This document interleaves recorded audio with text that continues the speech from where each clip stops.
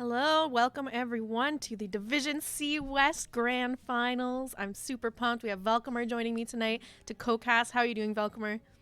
I'm doing great. I am pulling up our previous match between these two teams so that I can talk all the more intelligently about it, but I think we are in for a slugfest tonight. Yeah, luckily for me, I was actually the one to cast their match earlier this season, so I have it all in my notebook already and was ready to go for tonight. Ah, nice. But we do have Nice. those map bans already coming out. The teams are sitting here in the lobby, so let's quickly give a rundown of what maps were banned out here and where we're going. Now, this is a best of five because we are into the finals now, so buckle in for a long night of games potentially. But for game number one, we are going to Dragonshire, and those map bans coming out today. It's going to be Cursed Hollow and Hanamura banned out by Resurgence of the Storm, and Volskaya Foundry and Alterac Pass being taken away by TRSG. Now, Cursed and Hanamura were the exact same map bans we saw Resurgence of the Storm go with the first time they played TRSG, and then they too owed TRSG back at the beginning of October. Now it's been a couple months, a lot's changed, and here we are in the finals. I'm hoping that it's not a stomp this time around because I love going to game fours and fives. It'll be a late one for us, but I'm ready if it goes there. I'm gonna let them know that we're ready to get into game number one, but I think until we get into that draft, I'm sure you have lots of information on these teams. I know I have a little bit of notes to cover too, but is there anything you're expecting to see in these drafts? So I'm curious to see both teams have a great Malthael player. C2D2 for Resurgence of the Storm and Kingleberry or TSRG Kingle for Team Rainbow Strike Go. So I wonder what priority we're going to see on Malthael throughout this series. Both teams have a big Brightwing addiction, if you will. So Mm-hmm. are we going to see a lot of emphasis on the Brightwing? And I'm interested to see how that all comes together. Again, there's powerful players in all five positions on both teams. I think the bans could go all over the place, and so I'm interested to see just what comes out of this mess that's going to be the glorious Division C West finals. Now, interestingly enough, last time these teams played against each other, they stuck with the same bans the entire time. Resurgence of the Storm was taking away the Alarak and the Kael'thas from TRSG, and TRSG was banning out the Zeratul ETC both rounds of both games. So I'm wondering if they're going to stick with that now, or if TRSG is going to change up their strategy here, as it didn't really work out too well for them last time they faced Resurgence of the Storm. So Zeratul has been the most hotly banned out character for C2D2. Mm-hmm. We saw, you and I cast 2 weeks ago, in that Towers of Doom game where Zeratul made it through, Yeah. and he was chunking the back line, and he was looking for those moments to just make it happen, and it absolutely came through for Resurgence of the Storm in that moment. Yeah, absolutely. I mean, that fight in particular, I think that you're referring to, I believe it was like a 4v3, not in Resurgence's favor, but they ended up getting a back pick on the Ana and just flanking around, and it ended up winning the game. And C2D2 definitely had a lot to do with that. Now, Kingleberry is also a very accomplished Rexar player. It is Dragonshire, so it's a fantastic map to have that banned out. So that one makes absolute sense, not only as a map meta ban, but as a target ban against Team Rainbow Strike Go. Yeah, and then, of course, we saw the Zeratul getting banned that we are just talking about over on the side of TRSG. And then they're going to stick with the Kael'thas there from Resurgence. So that means the Alarak is up if TRSG wants to make a play for it. Yeah, do you I it's tough cuz again there's a lot of high priority right now. Do you knock out somebody like Diva? Do you leave Gazlo open, who's currently one of the highest win rate heroes? Does that mean Malthael's getting picked up in the first round so Kingleberry doesn't get it in the second? It's it's great because it's not a simple draft. It's not just, hey, these teams are going into it blind. We're just banning meta because it's Storm League and we don't know the team on the other side. These teams have played each other. These teams, I interviewed both C2D2 and Robert for the late night face check. They were not necessarily sparring with not being there with each other, but they were ready for the jabs coming through. So we see the priority on that Brightwing, which we mentioned is one of the priority picks here. And we also saw that D.Va getting banned out, which I don't really blame TRSG for. Last time they faced Resurgence of the Storm, D.Va was picked up both times, first pick over on the side of Resurgence of the Storm. And again, they 2-0'd them that time, so they're trying to get those picks that worked out well for Resurgence in their last matchup off the table here. We are going to see them lock in the Chromie, followed up by the Stukov as well over on the side of TRSG. From order comes justice. So we have self-rooting characters on both sides now with Stukov and Tassadar. It's almost a who shoots second type of scenario because the other one can attack them once they self-root. It's a little easier, I think, for Tassadar to stick and move than Stukov. If you lose your self-root, you lose your big silence. So... All right, the Rainer ban coming out here in the second ban phase from Team Rainbow Strike. Go. So last time their first matchup was on Dragonshire. Is Resurgence going to now knock out the Malthael to still keep it out of Kingleberry's hands? Last time they had knocked out Sylvanas and Alarak also. Yeah, so Resurgence, last time they played on this map against TRSG, took Sonya for their off lane.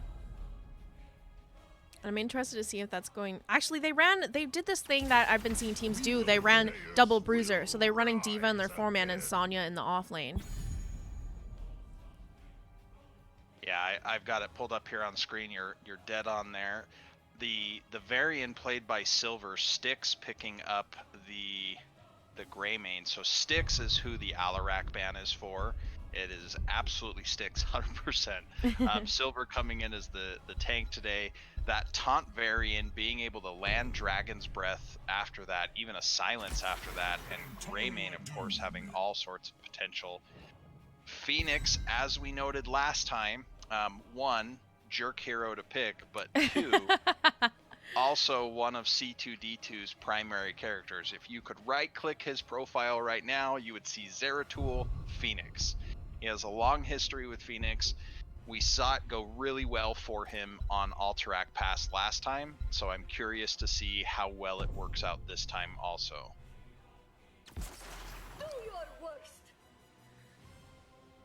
And Yrel for the final pick for Kingleberry, so a very durable bruiser picked up. Now, are you expecting Thrall or Phoenix to be in the off lane here? Phoenix. I think it's going to be Phoenix because C2D2 has been that offlaner. It's not that Thrall can't be, and I think we saw Pig Merlin on Thrall with the Alterac Past last time also.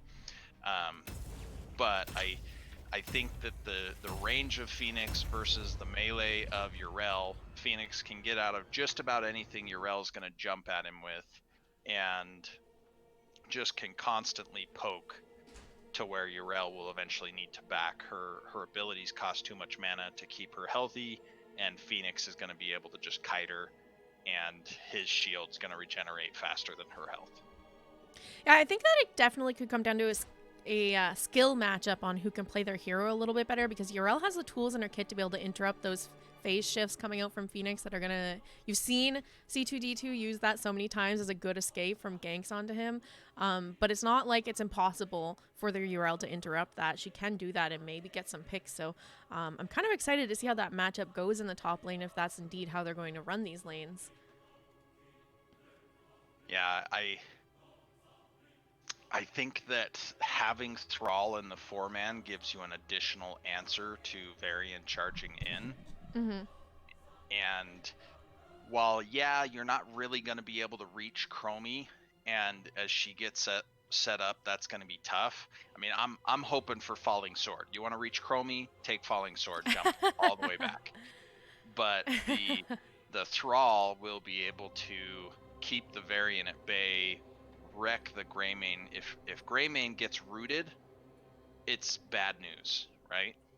He dives in, he gets rooted, everybody clobbers him, and I don't know that that's going to be a friendly situation for our Greymane player. Well, let's get into introducing these teams. On the left-hand side, we have Team Rainbow Strike Go with TRSG Panda. I'm going to just cut the TRSG out of the rest of their names there because it's just a lot. Panda on the Stukov, Kingle on the Chromie, Robert on the Chromie, Styx on the Greymane, Kingle on the Urel, and on the Varian we have Silver. 5, 4, For 3, Thrall, we've got Pig 2, Merlin, Tassadar 1. being Wingman, C2D2 is Fight playing well, our Phoenix, heroes. Johanna by Perseus, and Brightwing by Susie. Seeing how well they can keep everybody alive today. Let's take a look at those level 1 talents picked up. Tassadar is stacking that static charge, looking to get stacks on his Q here. Already sitting at 5 stacks, and Chromie is going to be taking the Time Walker's Pursuit at level 1, meaning she's going to have that vision up and available, making rotations a little bit safer in these Doritos if she wants to use it there. The Doritos, I like to refer to it as the Bermuda Triangle, which I think that Varian has quite a bit of ability to hold on to. Just how snappy a charge and taunt can be, it's going to be dangerous for Resurgence of the Storm to walk through there. Now, I will note Varian, though, he doesn't get that taunt up until level 4, and until then he's a little bit weaker. So I typically like to go for those early camp invades when I'm playing against a Varian comp like this. I'm interested to see if maybe Resurgence has the same kind of idea or what's going to go on here, but it does look like Pig Merlin starting up the siege camp over on the side of Resurgence. And on the side of TRSG, Greymane and Stukov getting work done on that siege camp. Yeah, Greymane's going to win that, even if it was just one-on-one. With Stukov helping, they're already easily ahead, and they've got an experience lead right now. They're not much ahead on minions, but they've got their soak working for them, and they capped this camp 15 seconds sooner. Mm-hmm. 4-man rotation into the bottom lane from Resurgence now. They're going to clean up those siege giants, cap that bottom shrine point. Meanwhile, look what's going on up at the top Bruiser camp over on the side of TRSG. Greymane and Stukov going straight to cap that, and that's going to create a lot of pressure in that top lane, help Urel continue to lock it down up there, as it already seems like she's holding her own very well. Taunt just came online for our Varian. We do see Rolling Thunder for the Thrall, so going for that early giant killer. Mana Tide at 4. We've got Shock Ray into Electric Fence, or Static Charge, I suppose is the actual name of the talent. And here's that taunt coming out now, and that's going to be Thrall going down here. First blood going over in favor of TRSG and capping that bottom shrine point now. Still need that top one before they can, or they have the top one right now, but Phoenix is taking that back, so they're going to need that top one before they can cap anything. They're actually pushed off this bottom one for the moment. Joanna stepping back up. Silence coming out from the Stukov. Time Trap being popped by the Chromie there, catching Brightwing for a moment, but not too much damage being traded here. Looks like Styx maybe taking a little bit of damage. Phase Shift coming out from Brightwing to heal up Joanna. And for now, everyone's safe, but this bottom point still being contested over. Chromie might be in a little bit of trouble here. We have that Tassadar chunking her with her Q, trying to follow up, but she is able to walk away. Trying to channel. They do get the bottom cap to stop it, and they almost had Thrall in a charge silence combo. Phoenix looking like he might be in a bit of trouble here if he overextends, but C2D2, he's got really good map awareness. He knows when he needs to back out. I've noticed just from the games casting him, when he's in that off lane, he's really aware when people are missing.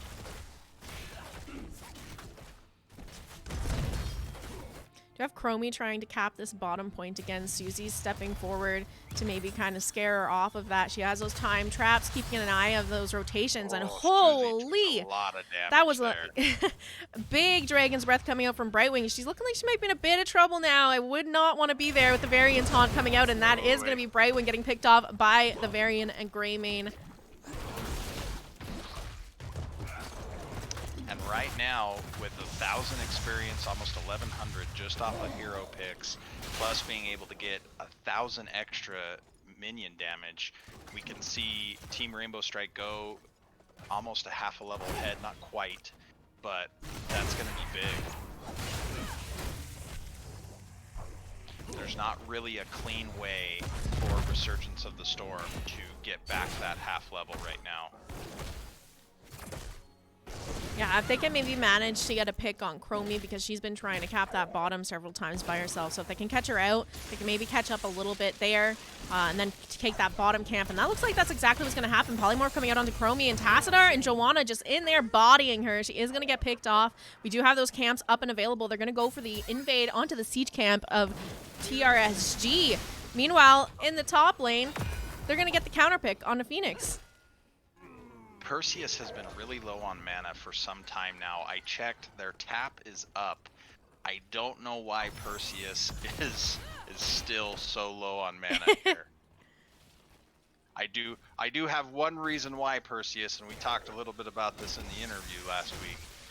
You're taking Blessed Momentum, which means you're using more abilities and more mana. But all right, this bottom point being contested now. 3 members of Resurgence here to only 4 to the 4 of TRSG. Phase Shift trying to come out, but it's not going to be out in time, and Tassadar falling here. That slowing sands just really keeping everyone where they are, and level 10's online now for TRSG. Placement on the slowing sands. So that made it so Tassadar couldn't get out. Greymane went for the flank around the top of the shrine, and it was good night. We're going to see this again. The slowing sands, the silence lurking arm going underneath. Johanna does get away with Iron Skin, but with 10s online, up some health, they've got this point secured. Now it's Resurgence still on the defensive, trying to cover 3 lanes. I think I'd like to see a little more siege from Team Rainbow Strike Go here. It's, if you're not going to cap the center point, just tag a wall a few times. Make them pay for it in another way. Iron Skin's down. Do we see the taunt? Do we see the taunt? The taunt was up. We didn't have Greymane as a finisher, but we could have got a little bit more damage in.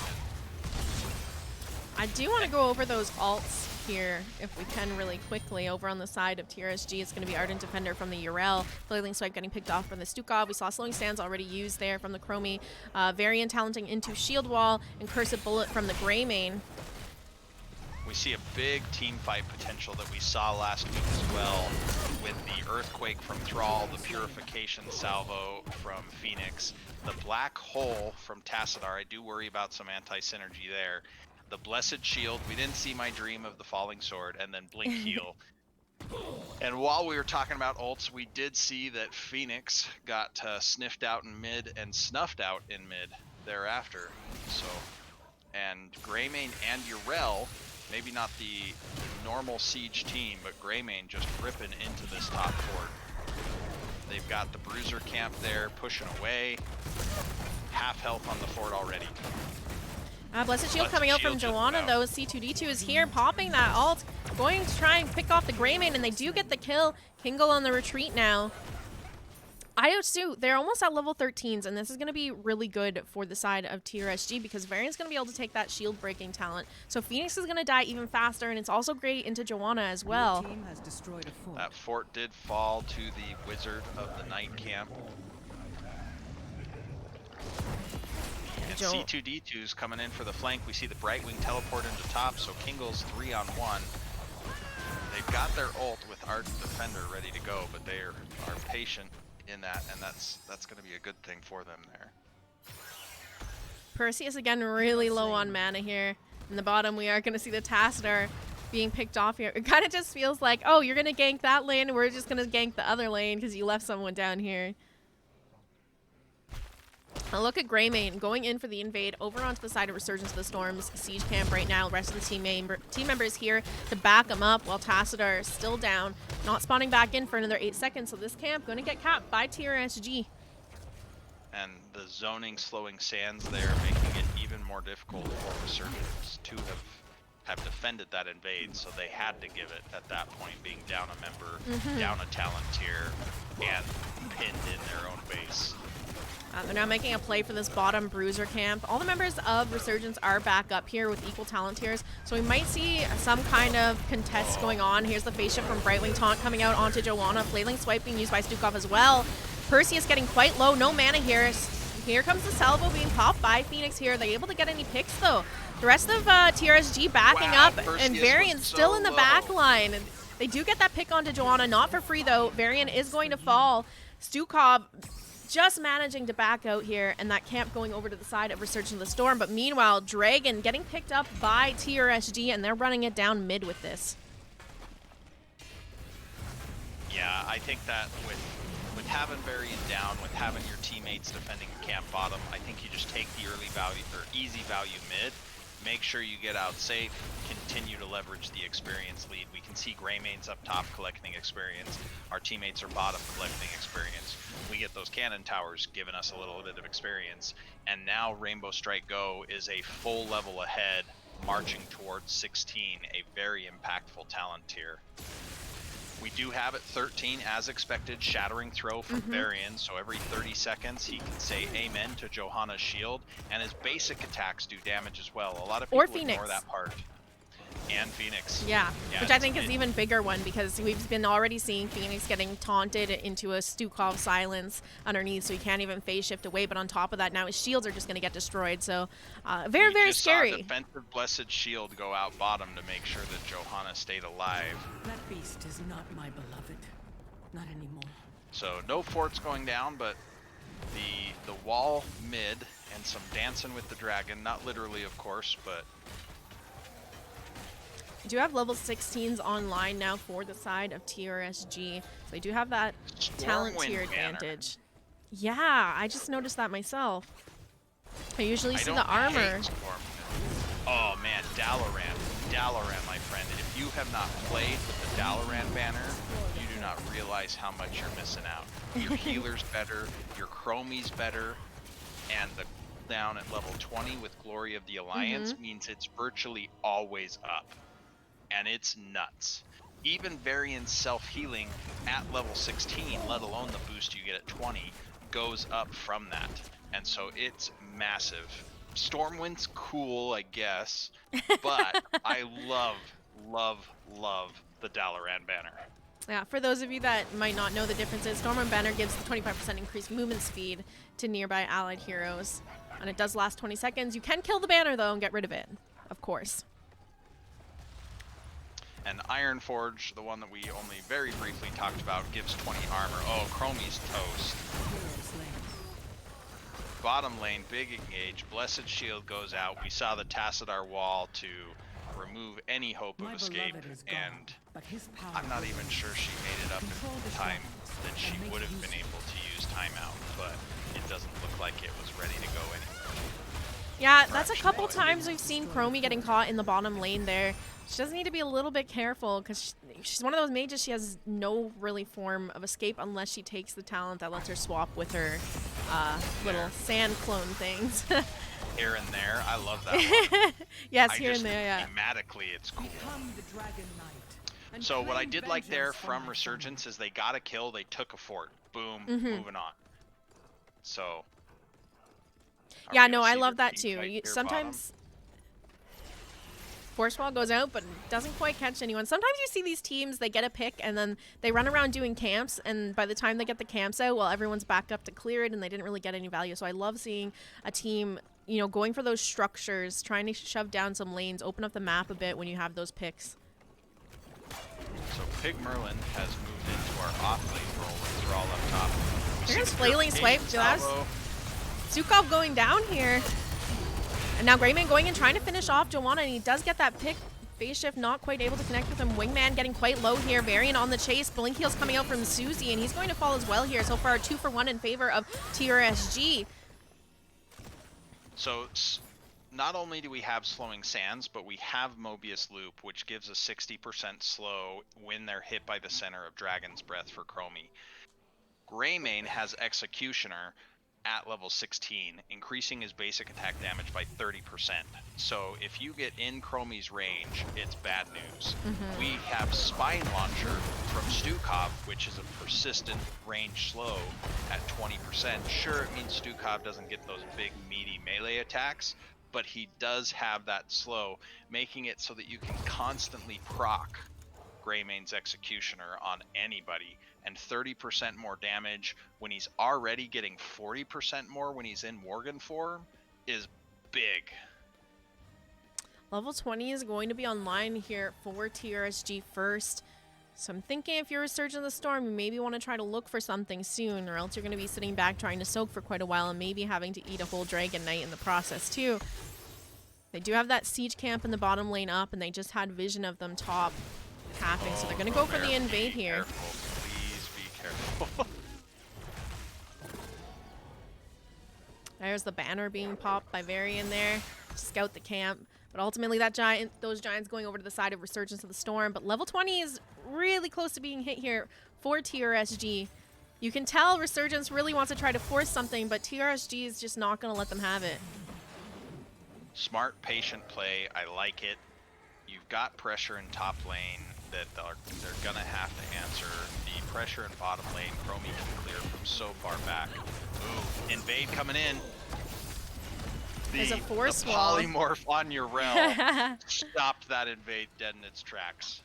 If your Rel could have gotten in there with a big hammer to steal that camp and start a fight, she does have Templar's Verdict at 16, which would reduce armor for everybody she hit by 20, and they all take 7% health right there with the giant killer effect, which is a great way to start a fight. And then you've got the siege camp there too.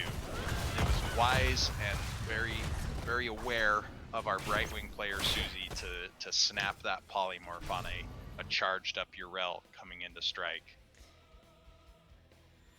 I kind of would have liked to see TRSG force a fight here. It looks like level 20s are going to be hit for Resurgence, and they're not going to have an opportunity to try and fight on that talent tier advantage here. They could have went for the invade onto the Bruiser camp. I think they had an idea if that's where they would have found the team, because there wasn't really anywhere else for them to be on the map.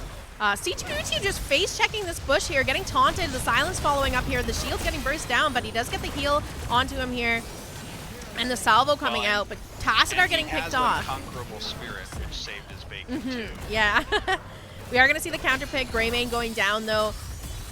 Diving in there. And the chase is on for the rest of the members. Panda getting quite low. Stukov is going to fall here. Now it looks like they're going to go on the retreat. Try to cap that top point, and then the Dragon. I think if there's something that we could mention that you already did, that is if Rainbow Strike Go had forced their 20s, Phoenix was dead right out of the chute. The fight would have gone different. Earth and Shields wouldn't have existed. Indestructible for Johanna, so she effectively has her version of Unconquered Spirit. Yeah. The Fairy Dust being able to give everybody the spell armor, which was, it upgraded for healing at 13 rather than additional spell armor.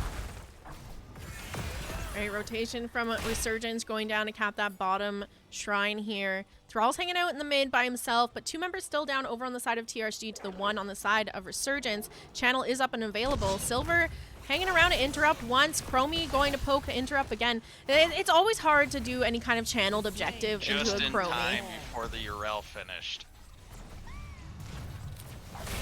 All right, I think they've got their eyes on bottom keep here. Which I think is fine, but I don't think you're going to end the game.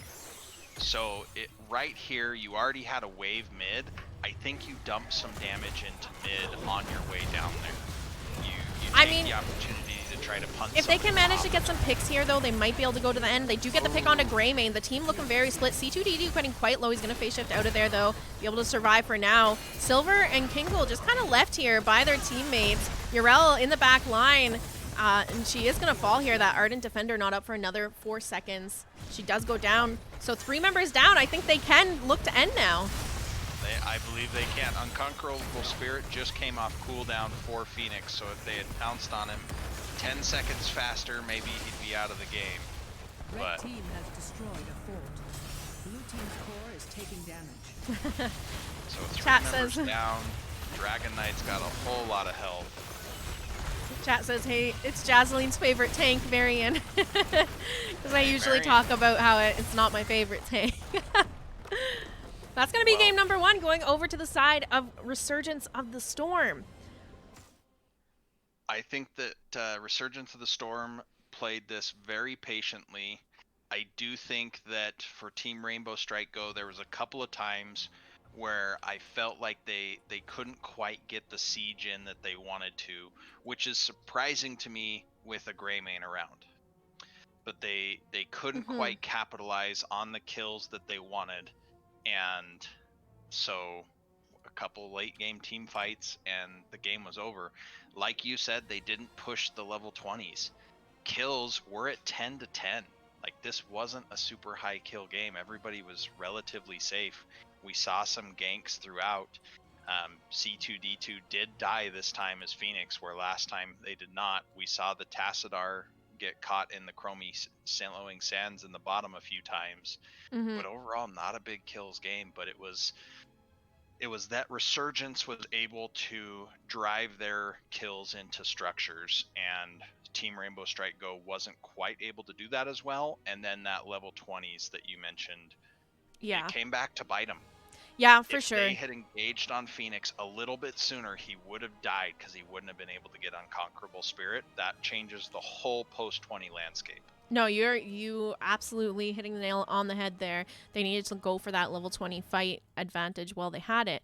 I think another thing, too, that Resurgence was doing really well is they were keeping an eye on where people were on the map. So even though they were behind a lot of the times, they were like, okay, we just saw 2 people top. Their siege giants are up. Let's go for the 4-man invade, steal those away. Even though, like, if this was any other time, it wouldn't be a good idea for us to be over here. But because we're really keeping an eye on where these rotations are happening, we know it's safe to grab this quickly and then just walk away.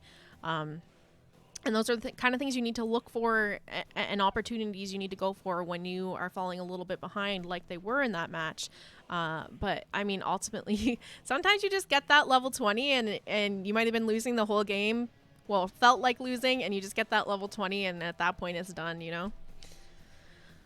Yeah, looking over at talents right now, I don't see anything that really shocks me. Yeah, I would have liked to have seen Subdue on Perseus. Perseus and I holding up the defense of Holy Fury and all the amazing things that happen when you pick Holy Fury.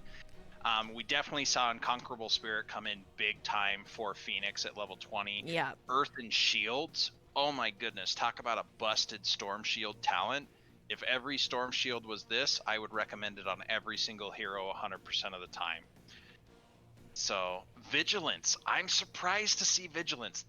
There's Tassadar that auto-attacks quickly, but the Dalaran, alright, not the Dalaran banner, the Glory of the Alliance is so good for your banner upgrade, and with the healing that Stukov already has, and then to increase that by 50% is massive. So, as a fellow Varian player, I mean, I got knocked out, so Silver can tell me the pound stand, right?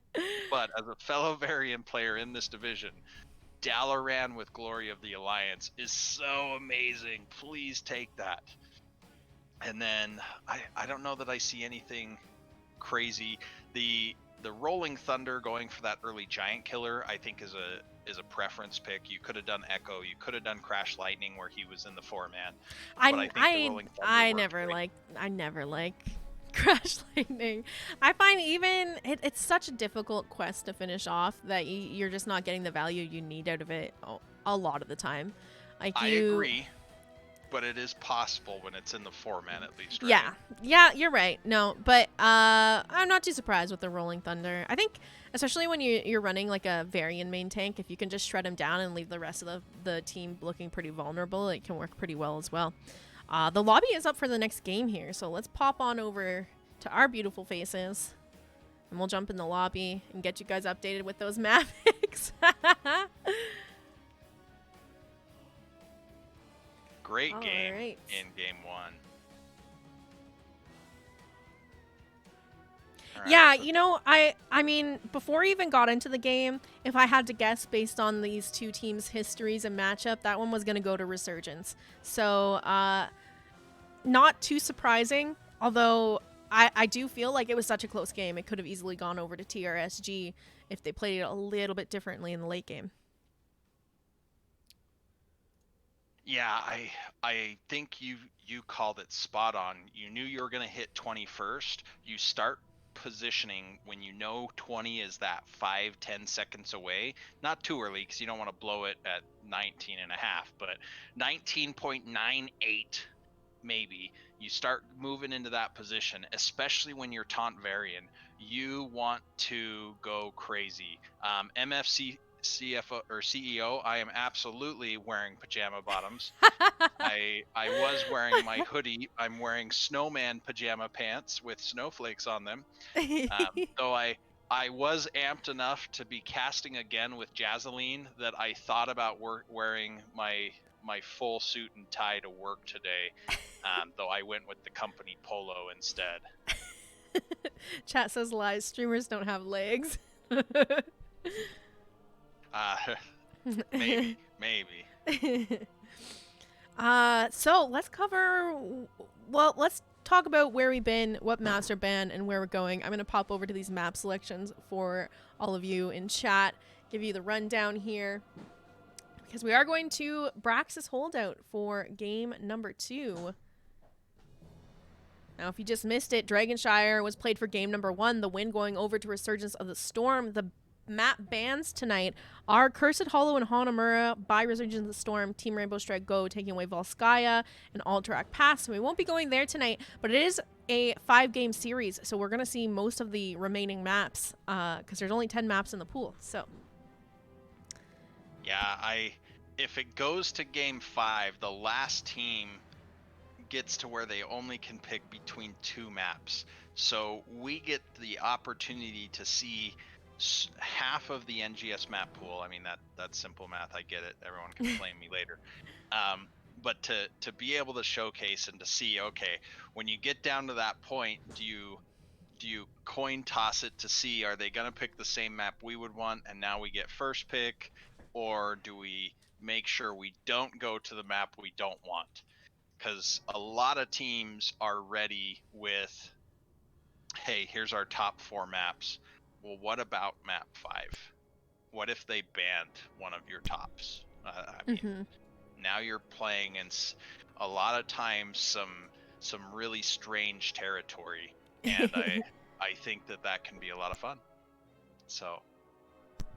Yeah, definitely. It's always fun to see these teams go to maps they're not so comfortable on because of the pool being so limited if you go to a 5-game series. They're looking for the ready from us, so I'm going to let them know we're ready to get into game number 2. I'm ready. Let's do this. But what are you thinking we're going to see after game number 1? Is there some bans we might see switched up here, or do you think there's just going to be some different priorities on picks potentially? Again, I think it's super tough. I think that the Chromie played really well and definitely set up some stuff. I think that it's hard to let C2D2 play Phoenix again after that showing, and maybe it wasn't quite as dominant as last week, but it's still threatening. Absolutely. So let's see. Last time.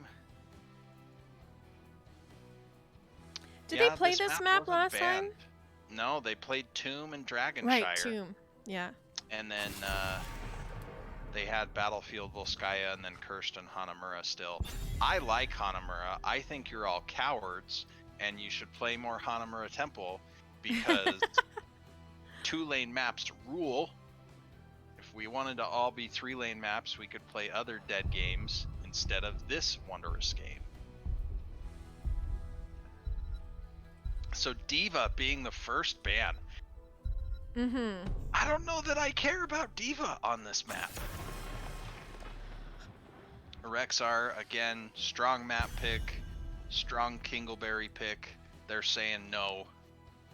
So I kind of like that we're going to these 2 maps where Rexar is a thing because it forces Resurgence to have to ban those instead of sticking with the bans that we saw them go with last time they played. Last time it was Alarak, Kael'thas, both first rounds. This time they have to switch it up because you're playing on Dragonshire and not having, especially right now, or last game, the first pick there, so... I'm interested to see if Gul'dan raises up in priority, being the king of wave clear. Not that the other mages are bad, but he virtually has no cooldown at 1.5 seconds on Fell Flame. So being able to just machine gun a wave down is a big deal. Other heroes that are really good on this map for that clearing the wave purpose, maybe we're going to see somebody like Phoenix come back again. Maybe we see a Ragnaros. Maybe we even get something spicy like a certain Alabama Hammer and her siege tank. Could be great. The Heroic Division actually had a Garrosh, Morales, Zarya, and Sergeant Hammer played by Chili Mountain today. I don't believe it actually worked out in their favor, but Brightwing first pick. It's not the Jazzalene meta, it's the Brightwing meta, and here we are. Yeah, she even had a little bit of a slight nerf in the patch to her phase shift talent at level 1, I believe. Instead of 10%, it's now 8% of their edition. Correct. So the her wording on baseline it. is 25%. It gave an extra 10% health, taking you to a 35% heal of your target. Now it's a 33%. While, yes, it's a nerf, most of the time, I mean, if you take a hero like, we're going to go with May, who's almost 2,500. 2% of 2,500, you're talking an extra 50 health on the level 1 heal. So it's... Yes, it's a nerf, and yes, it's gonna add up over the course of the game, but the true power of the talent is the cooldown reduction.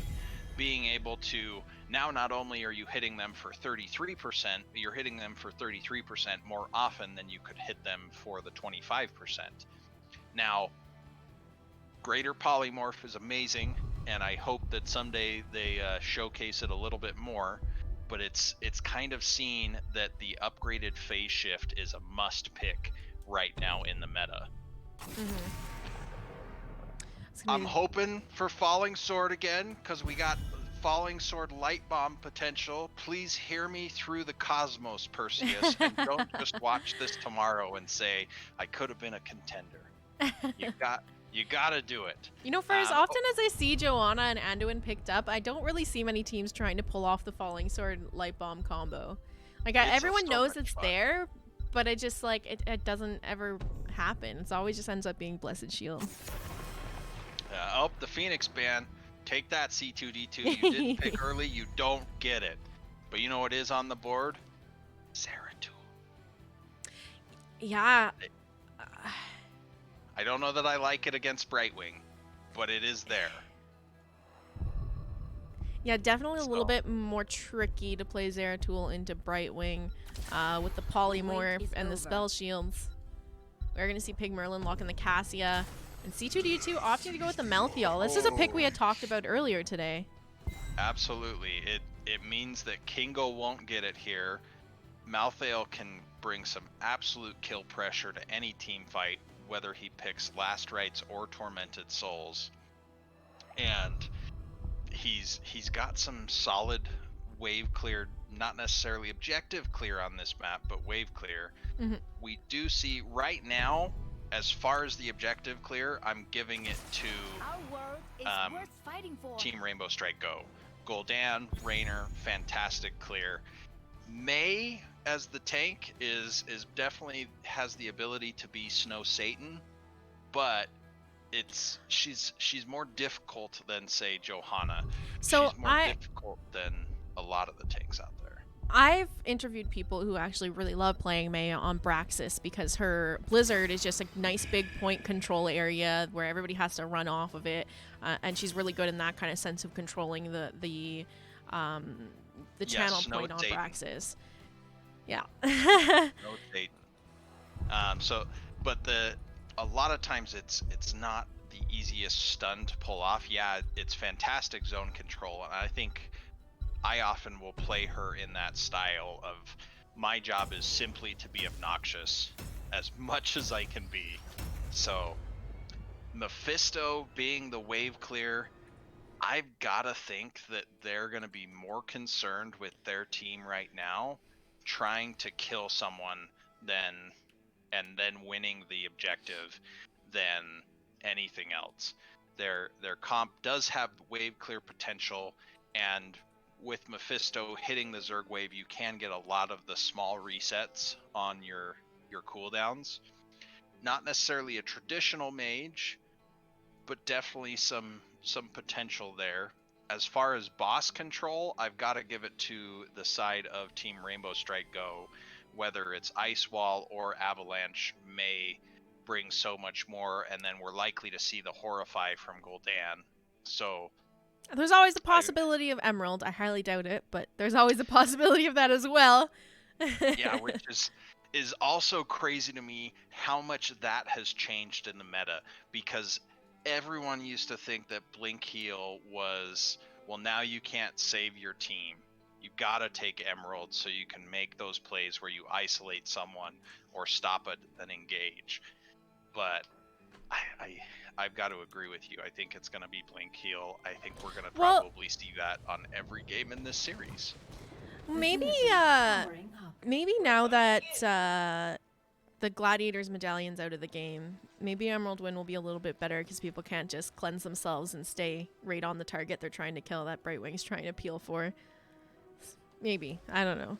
Just a thought. I still like Blink Heal. I think Blink Heal saves Brightwing's butt too many times not to take it, and then also their teammates as well. But let's introduce these teams. On the side, on the left-hand side, we got Team Rainbow Strike Go, Robert on the Gul'dan, Silver playing the Mei, Styx on Raynor, Panda on the Brightwing, and Kingle on the Thrall.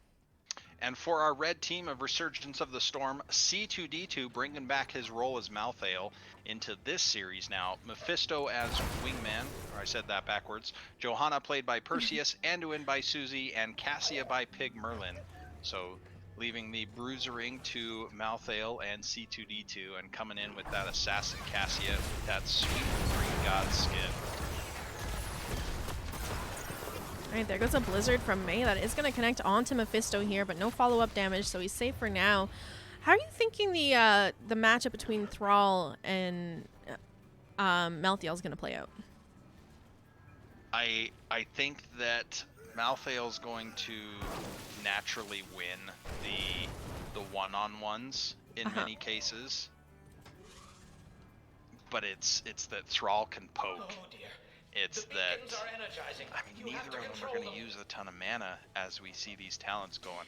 I'm just watching them too in the lane. They're both just, they're not hitting minions. They're just letting the wave crash and collecting XP globes as they go, trying to, I guess they're freezing it in the middle. Kingle chunked C2D2 for about 40% of his health. We're going to see both these teams get onto camps right away. Siege camp on the side of TRSG getting picked up right now. Resurgence grabbing their Bruiser camp, and a rotation from TRSG up onto their Bruiser camp as well here. I really like this early camp play. So many teams won't even try to take a camp until after the first objective's down. But they had nothing to do. There was a little bit of a gentleman's agreement where they just both parted to different camps. But the split now... Grabbing the camps in the early game can create a lot of pressure in these lanes and help to take down like that front wall before a Zerg wave is just so valuable, because it means it's going right onto that fort. You have that space created for you to get down a fort with that first Zerg wave as well. Big rotation up here, looking at that next camp for Resurgence. They did still defend 2v3 and got quite a bit of damage out onto the Gul'dan. Mephisto being able to abuse the fact that even though you stun him, he'll still snap back into his previous position. Got that Bruiser camp in the top lane, crashing a little bit over onto the side of Resurgence of the Storm. We are going to see Pig Merlin on the Cassia and Susie on the Anduin trying to help clean this up here. C2D2 cutting quite low, but keep in mind he does have that self-sustain, so he's going to be able to heal himself up a little bit, and Anduin's around to help him as well with those flash heals. Brightwing coming up to kind of match the 3v3 going on in the top lane. Meanwhile, let's check out what's going on in the bottom, because there's a fight over this bottom point. Wingman and Perseus taking quite a bit of damage from the Gul'dan. C2D2 rotating down to help out here. He does manage to get some damage out onto Mei. Is she going to be able to get out here, though? It's going to pop that trait, so she's going to be able to stay safe. There was a really well done positioning there between Silver and Robert. Robert, Look at yes, Malthael can ring. Wait, and look catch at a little look bit, at Thrall and Susie fighting. What is he doing over here?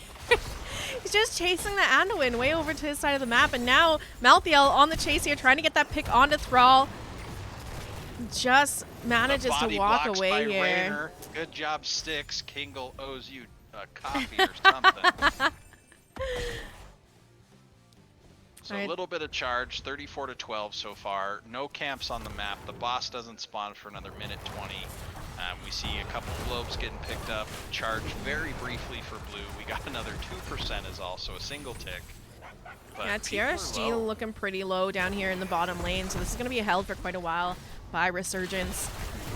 Does look like they're just going to make a push to try and siege down this bottom lane, open it up a bit. Here comes a Blizzard from May. Yeah, and he is Corruption build here, so he did talent into that at level 1. He's currently sitting at 13 stacks. But running out of mana and running out of health to top himself up on it. So this fort, there's really nothing that they can do here. They just need to, Brightwing has a tap now, but I think Robert just needs to back and come back to help out, because right now he's feeling a little useless to me. Teleport. There we go. He has his tap up now. They did manage to open up this bottom wall, though, and that's where the Zerg wave is going for Resurgence. So that's going to crash right onto the fort. So Brightwing's teleport appears to have been up during that time. We do have the level 1 hyper shift. I gotta think we should have spent the phase shift. Oh, beautiful Blizzard coming out from May there, but just caught out of position a bit and is going to take some damage for it. Perseus once again out of mana. And this is a trend going on in these games. So interesting pick by Thrall at level 7, taking follow through rather than Ancestral Wrath. C2D2 C2D2's just been up in this lane 1v2ing for like the last 2 minutes here. He's dangerous, I'm telling you. So not a lot of siege done there. Watching the shield recharge back on that well in rapid form now. There's a Blizzard going out. That's going to connect onto Cassia and Joe. She's going to pop her Iron Skin. Does look like Silver in a bit of trouble popping the trade on May. But is he able to get out? He's going to slide on out of there. Still a 4v3 in this bottom lane. We do have Thrall and Raynor rotating down now to join the fight. So they need to be a bit careful because this is going to be a 5v4 in TRSG's favor. And there's Joanna. She's getting caught. Leap of Faith trying to save her, but not quite enough time. She does get picked off here. That bottom point secured by TRSG. Rotation onto the siege camp now. Meanwhile, Malthael still soaking that top lane and holding the objective in top for now. But I imagine we'll see a rotation into that top objective soon for TRSG to pick that up and start more channel onto the objective here. Bruiser camp getting picked up over by the side of Resurgence. Camps also be done over on the side of TRSG though. I don't like the camp call. Yeah. I realize this is gonna sound mean. You just killed Joe. No, Malthael I doesn't have 100% anything to agree. Stop you. Go siege. I want those cannon towers dead. Yeah, or like if you're gonna do a camp, go do their camp. They don't have their tank up. Yeah. So, I love Team Rainbow Strike Go. Robert and I live about 8 miles apart. Panda and I live about 3 miles apart. But dang it, go kill something. Get the camp on the retreat. They got some charge. They went from 36, now they're up into the 70s. So there is some great news for them there. They still have had 2 people top dealing with C2D2's Malthael. Ooh, Silver pretty low, able to get trade off. Boom, no problem. But That camp doing a little bit of damage to the fort. Of their fort health bottom. I mean, look, though, TRSG has level 10s online. They do have 72% channeled on that objective. It is going to be going top where they just sent a Bruiser camp. They already managed to clear out the wall and do a little bit of fort damage as well up there. So right now, even though there's some plays that we would have liked to seen a little bit differently, they are winning for now, technically. Those level 10s... About to get the channel again. If May just stays on there, she's going to have ice block here in a moment. The Horrify... was a bit of a panic, but May is able to stand on there, very Joe-like, I suppose, and confirm this now 100 to, I think it was 12%. And so the Zerg wave coming out with at the bare minimum 18% versus 100%. this fort is gone top. Yeah. Gul'dan will easily clear bottom.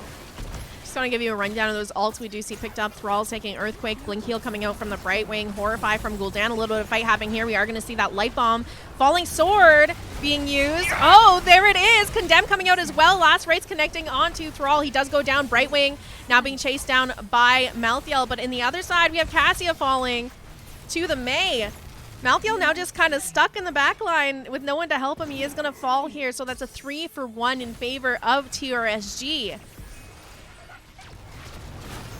I still am excited, even though they lost the team fight. Stop Falling Sword, but I don't know that it was the time to try to dive past the Zerg wave. No, absolutely not. Like, don't fight in a Zerg wave. That thing shreds. You might think you're a tank and you're beefy and it'll be fine, but they really chunk you down quite quickly.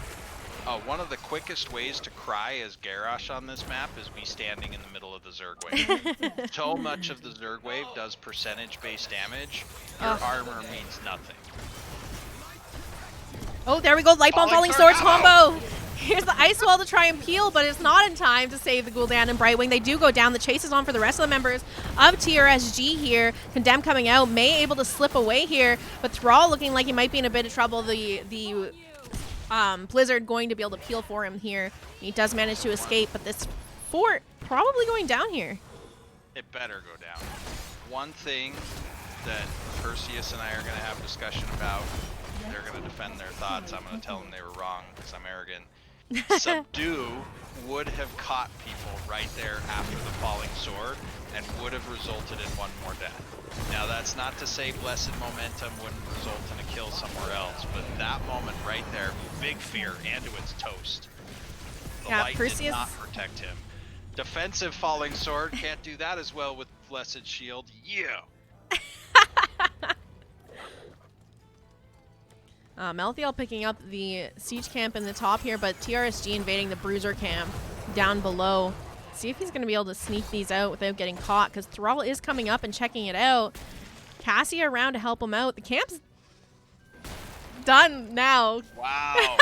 I think Resurgence gave up too quickly. Cassia should have been warding in the bush maybe, but they had pressure on their keep wall. They're getting it cleared up, but now they gave up both camps. Thrall just came up and was like, oh, thanks. I'll take that. They are pushing this bottom. I think they keep pushing. Don't back off yet. You see all 5 people top get a little bit of keep wall and then back off. But it's tough to say, because if they do overextend here and get caught out, they don't have a fort to retreat to or anything, and it kind of gives Resurgence an opportunity to try and take a fight on their own terms. Like, the last thing you want to do is end up losing a fight right before objective when you're already ahead. So we're up 13s. Brawl down here by himself. He is going to get caught out a bit. C2D2 going for the chase. The rest of the team rotating down. Brightwing using the phase shift to come in and heal him. But here's the Light Bomb coming out. That's going to connect onto the Brightwing. And Thrall consume souls. Down goes the Thrall. 146 health. She gets away. 50% charge, though. Was the Thrall gank worth it? Yeah, tough to say here, because that's a pretty decent Zerg wave. They're going to have to put a lot of resources into clearing the Zerg wave of TRSG, even if they do manage to get a full one themselves. Yeah, the Resurgence is going to get 1 tick, maybe. Yeah, they didn't even get that. So 64% for Rainbow Strike Go already on the channel. Resurgence trying to siege. I would like to see... Johanna's siege is very satisfying. The crunch of the hammer, fantastic. But she could be here in the bottom space to also be able to see, okay, who's coming in on the point. We need to stop them there and prevent flanks.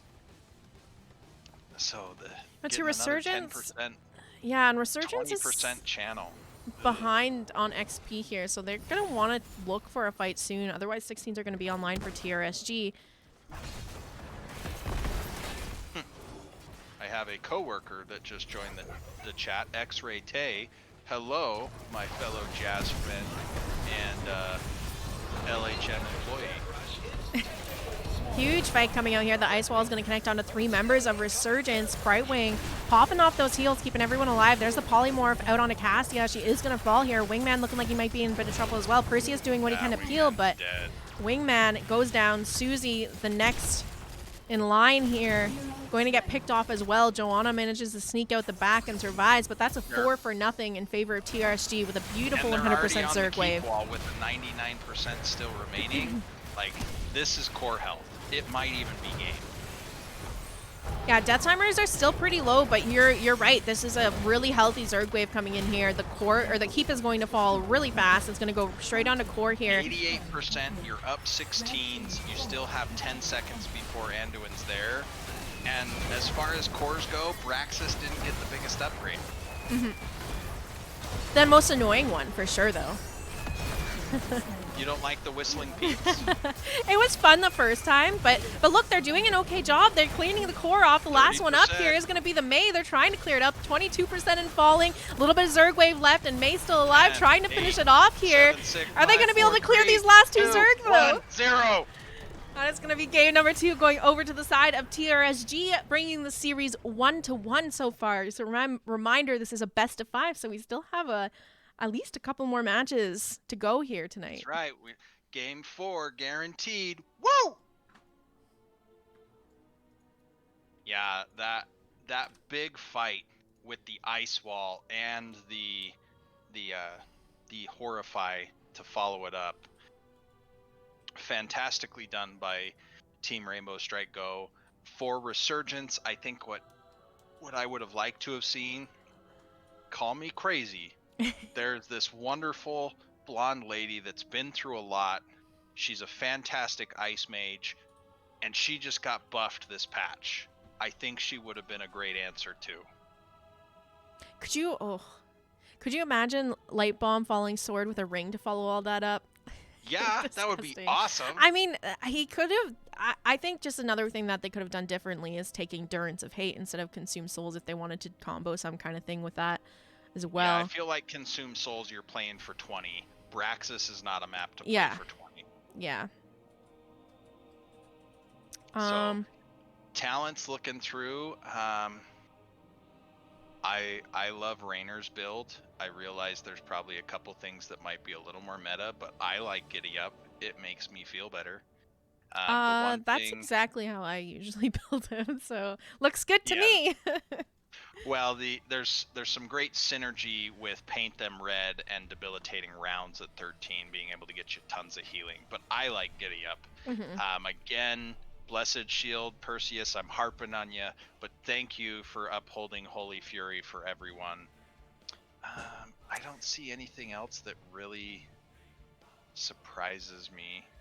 Surge of Light's a busted talent, I'd take it too. But the Echoed Corruption Gul'dan, while I think it's fantastic, it's almost like the old build, right? His build's a little bit Mixed. yeah, say. yeah. Like you don't usually see this level 7 picked with corruption, Echo Corruption, not level 1. So kind of It's such a mean slow though. That bacon that they gave it but instead of the combo. Oh. do you really need it when you have a Mei and a polymorph and a Thrall root, and do you know?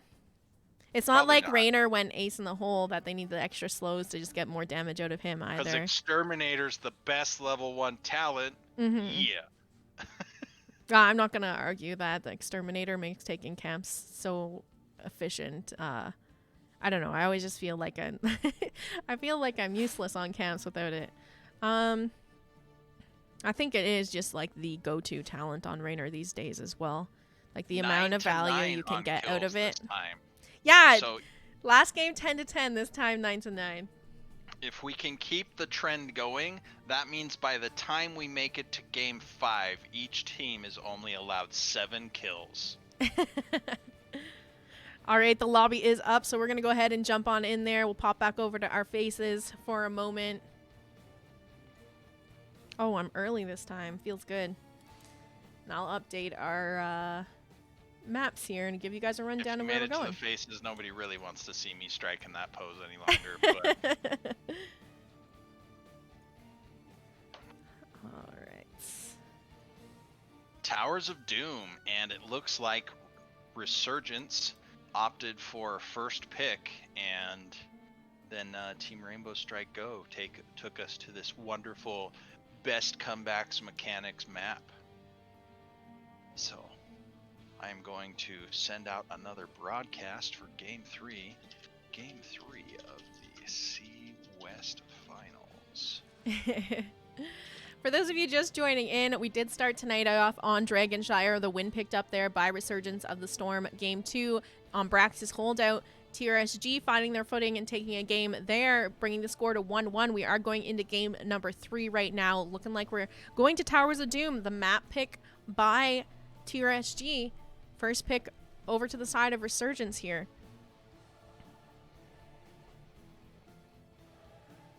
And this time it appears that Jazzalene and I will be joining the members of Resurgence of the Storm, as we are still listed on that side of the lobby. So it'll be great. That would just be a little too OP, I think. It might be. It might be.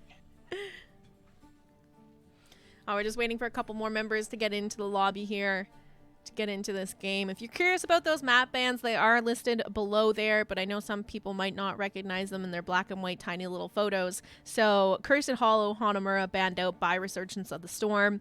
On the side of Team Rainbow Strike Go, they've banned out Volskaya Foundry and Alterac Pass. So those are the maps we won't be seeing tonight. But fortunately for you guys, this is a best of 5 series, so we're going to be seeing a lot of other maps as the night goes on. We're at least going to game 4 here, because we need 2 more wins from one of these teams to wrap up this series. So Towers of Doom for our next one, and who knows what after that.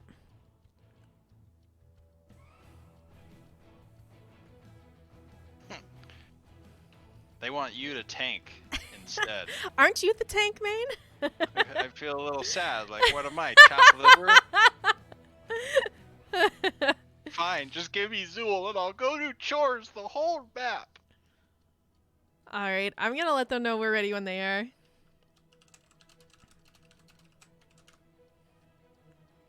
Oh man, I should work on my announcer voice. We have tonight a best of 5 featuring Team Rainbow Strike Go and Resurgence of the Storm. Team Rainbow Strike Go, being the number 4 seed, comes in as the underdogs against the number 3 seed, Resurgence. Last time the match ended in a 2-0. We're already 1-1 in this series going into Game 3 on Towers of Doom. What will happen next? Let's get ready to rumble! It would have been so good if they started the draft right on time there, so we could flip right over to that. But now we just Sorry. have to sit. We just have to sit here in that. I can do something else very WWE oriented if you like. No, I think that was great. This is Game 3. We're ready for 20 levels of playtime. All right, I think some of those readies are coming in. But what are you expecting going into game number 3 now? We kind of got an idea of what people have been going to for bans. You know, this is not a control point map like Dragonshire or Braxis now, so maybe not going to see that Rexar ban this time. What are you thinking instead? I do think that there's a fair chance that we see a lot of emphasis put on a double soaker. So your top tier double soakers right now are going to be Zool, Leoric, Diva. You can pull it off with Rexar. Malthael's fantastic. Players that we've seen, or characters we've seen a lot of priority put on already. Could you finish it with somebody like a Sonya or a Thrall? Do you go for a siege over effect like a Asmodan or a Zagara, just trying to shove something over? I don't know that we do. I think we're going to see a very standard 1-man double soaker and 4-man hold bottom scenario out of these two teams. Both of them tend to play it that way. I think that Resurgence has a little bit more chance to have that roaming ganker than Team Rainbow Strike Go. So we'll see there.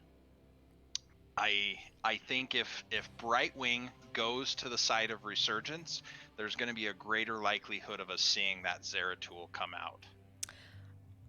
So I'm thinking, at least over on the side of Resurgence, Diva has been banned a couple times tonight already. But if that's through, that's definitely going to be a priority for them here. I could see them picking that up. They've also played that Sonya before as well, and I know you didn't seem too hot on the idea, but she's quite efficient at doing the double soak thing. So that's another potential pickup we could see. Chromie, both teams I believe have been playing Chromies. So Resurgence of the Storm picking up Chromie the last time they played TRSG on Tomb. This time, we saw TRSG pick up the Chromie on the first map here, Dragonshire. So that one's always a typical popular pickup here because she can poke at the objective for so long and delay until her team's back and up and around. So that might be something we see contested in this map as well. Of course, we've talked about the Brightwing tonight, both teams liking Brightwing. Always a great pickup on a map where globals can come in handy, and this is one of those. Yeah, I wouldn't be surprised to see a Brightwing first pick again. I think that Chromie's fantastic for delaying the objective. I think Brightwing's fantastic for delaying the objective. You can get those Arcane Flare resets on somebody standing still. It's great. So, Kael'thas is our first ban. I've got to think they're just afraid of Robert breaking that out, but. Yeah, no, Kael'thas has been a consistent ban from Resurgence of the Storm, both this series and last series they played against TRSG.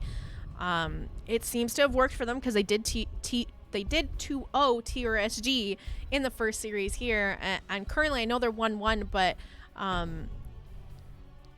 it seems like Kael'thas bans have been overall working for them the majority of the time. No Zeratul. It's been knocked out right out of the chute.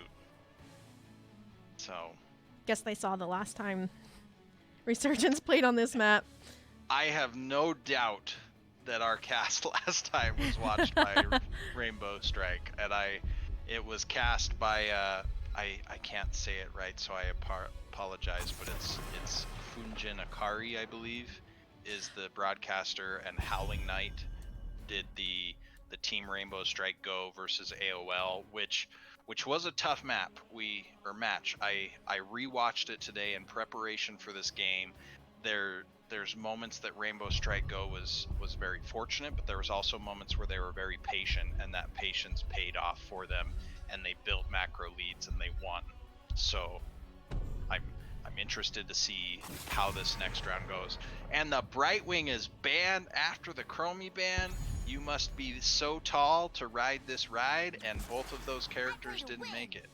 Yeah, and I'm absolutely not surprised at all by Resurgence's first pick here, because every opportunity that they had last time they faced TRSG to lock this Diva in first pick, they went ahead and did that. They're going to do that again here. Pig Merlin taking Diva as the first pick for Resurgence. And Diva's a great counter to a lot of the double soakers that you see because of Defense Matrix. She gets in there. Jaina! Hey! Jaina got buffed just 2 days ago. No, yesterday the patch was released. It's Wednesday, everybody. Let's see how that comes in and if we're going to see that upgraded Ice Fury wand talent. Diablo coming through from Silver and Perseus locking Johanna. I don't know who our next pick is. Anduin from Susie. So I don't know that Light Bomb Falling Sword is as necessary this time since we got to see it last time, but it could be fun. Lock everybody down for a mech bomb to follow. Yeah, I don't know. It's a little tricky because especially with a Diva, and the thing is you Falling Sword Light Bomb, their team Diablo just kind of might dive in and really screw up with your back line. So a Tyke gets banned out. No, I think that's a go-to ban if you're going to be running Diablo. Absolutely, just get rid of Tychus because Diablo Q is in and he's just kind of stuck in the back line now. And a Tychus, unless Tychus is the target, you're getting chunked down, and it's really hard to just walk back out from that. So I think that ban is almost necessary. So Panda will have to pick a different healer than they've played so far in this series. Kingleberry going back to his old tried and true main of Malthael. I want to see Wingman's Li Ming again. And I think that you can either pick another bruiser like Sonya, or you could pick up someone like Phoenix again to kind of be that giant killer against Diablo. Phoenix does eventually get a giant killer and can attack so rapidly that it can mess that up. I'm not going to be surprised if they run double bruiser. They've done it before. Like, I'm not going to be surprised if we actually see Phoenix doing the double soak and D.Va in the 4-man, because that's something that Resurgence has done a couple of times now. I've seen them run that, where they put... And I like that as well, because a Diablo can stop a Phoenix teleport just about better than anybody in the game. And so that leaves Phoenix somewhat exposed, and Phoenix just kites Malthael for his known existence.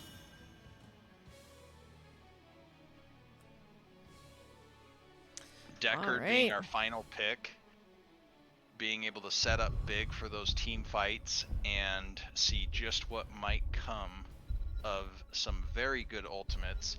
Now, Jazzalene, I got a question for you. If you could pick from a lore walker Cho, a American football referee, or a math professor Deckard skin, which would you choose? Math professor. See, and I think stay a while and listen, he could start quoting theorems. And it would be hilarious. Where did these options come from? Oh, I've talked about these for a while in the CCS Discord. But I think all three of those could be amazing. To have little Panda Cho lore walker out there as Deckard, great. I think the football referee, so stay a while and listen, he would blow the whistle and then start announcing a penalty. The math professor Deckard, when the scroll of identity or ceiling went out, it would have like sine and cosine symbols built into it. It'd be great. I love community skin ideas, and it's especially exciting when the devs actually listen and bring them to life like they did with the Janitor Leorc. Yeah, Janitor Leorc's great. Let's get into this. Game number 3 here. 1-1 right now in the series. TRSG on the left-hand side with Robert on the Jaina, Kingo playing the Malthael, Styx on the Junkrat, Silver on the Diablo, Panda on that Deckard. 5, 4. D.Va played by Pig Merlin, Phoenix played by C2D2, Susie by Anduin, Johanna by Perseus, and Li Ming by Wingman. So we have seen Perseus play Johanna 3 times now. I don't know if Perseus has a significant other, but they might be a little jealous of Johanna spending so much time with Perseus. We did see Johanna already pop her Iron Skin there to avoid getting flipped by the Diablo, so that is down for the moment here. But all in all, they're going to clear out that mid lane, and then I am expecting 4-man bottom. Junkrat kind of messing with the rotation a little bit here. Diablo managing to get that wall stun onto Anduin on the rotation. Other than that, both teams just going to get that soak now. Phoenix and Malthael going to be doing the double soaking between top and mid. I like that we saw the Phoenix change there. I think that was wise of you to call it out. And I'm interested to see, he's been really in the face though. I think this is a double-edged sword for Kingleberry. Phoenix can get after you just as much. Oh, and the poison? Is he gonna die? No, he has enough help. He lives. C2D2 manages to survive. With 10 or 11 health. All right, bottom lane, you see Johanna being scary in the bush. She backs off with Iron Skin, not Giant Skin. Her teammates capped the camp faster. It looks like we have a delta of 8 seconds. So big time, 8 seconds. I think there definitely was a little bit of an opportunity there to go for the invade, but since D.Va doesn't have her mech explosion up now, I do think the wise play was just to, let them take their camp, and we'll just clear each other's camps and continue on this soak. But that's one thing to watch out for. If the enemy team is running a D.Va and they have that mech explosion up, be ready for those camp invades. You've got to know a mech explosion is just going to come out on the point, and they're going to try and steal your camp away. There's a Deckard route connecting onto a couple members of Resurgence here as they try to push in their Sapper camp, but it does get cleared out now. Both teams pretty even on XP as well. A little bit of soak crashing in the mid here. It does look like Junkrat started the rotation up to grab it, but didn't actually go, so they did miss some XP globes here.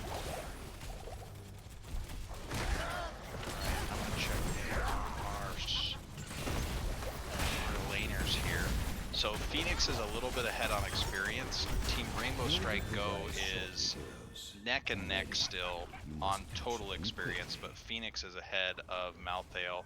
And Malthael with less than 50 health there, and C2D2 just punishing on the Phoenix. Level 4s have come online. Anything that you're seeing out of the ordinary at this point? You know, not too much, no.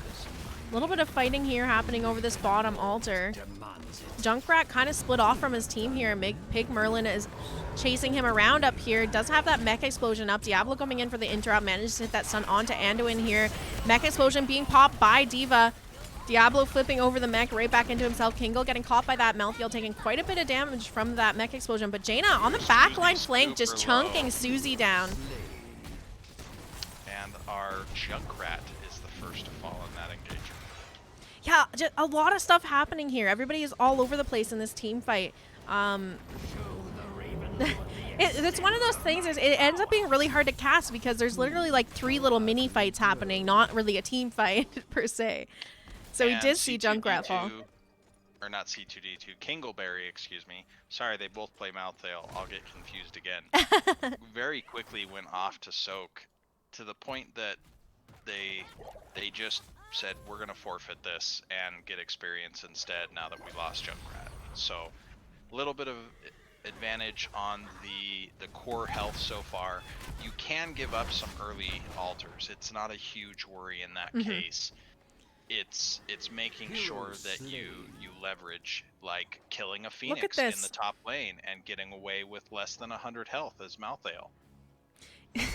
It seems to go one way or the other, but both of them are just almost at the point of killing each other in these 1v1s. And I think the die alone, Junkrat getting caught in the bottom. The die alone coming online tips it a little bit more towards Malthael's favor. So long as Phoenix keeps his distance, I think he'll be fine. This is going to sound a little bit mean, but there's a certain amount of confidence on Phoenix that can sometimes tip into overconfidence. C2D2 is good, but you can leverage your range. You don't have to tempt fate with the Archangel of Death quite as much. Yeah, see, the scary thing too about Malthael is, as long as he's popped his trait on you, he can kite and not really be within range of a lot of damage that Phoenix has to pump out as well. So it's kind of just a back and forth game for them in those lanes. We do have Robert starting the channel already, but that's going to be interrupted by the Condemn out from Drana. Iron Skin pop there as well. The Concussion Mine being used by Junkrat. Mech Explosion not quite up for D.Va here, but she is working on getting that out. Panda in the back line taking quite a bit of damage. Li Ming just kind of on the flank, chucking out orbs where she can. Doing a little bit of work, but some of those missing there. We do see D.Va mech going down. The explosion not up in time. She's in trouble. Diablo going in for the flip here, but the leap of faith coming in to save him there. Anduin. And Phoenix giving the mid objective to see if he can get a kill. Malthael finishes capping. Phoenix is in. Jaina survived. And now this 5v5 goes on. Susie's almost out of mana though, so they are going to be lacking heals in just a moment here. 10's a little bit closer for Team Rainbow Strike Go as well. Root on Diablo. Johanna's in there deep. She used the Iron Skin. Mech Explosion is ready for D.Va. She's in deep. She needs to cast that before. There we go. Mech Explosion timing through. The members of Rainbow Strike Go backing up a little bit. Big Concussion Mine knocking it out of the way. Scroll of Sealing out. Diva's back in mech. A lot of fighting going in on this left side. Lots of low health bars. I've got to think that at this point you give Perseus, the tank, finishing the cap on the back line. But, whew, what a fight. A lot of back and forth there. Level 10's almost online now for TRSG. They are going to hit it slightly before Resurgence if it continues on this way, but Resurgence isn't that far behind, and with Phoenix going to soak mid, they pretty much caught up, and they're going to get almost the same time there.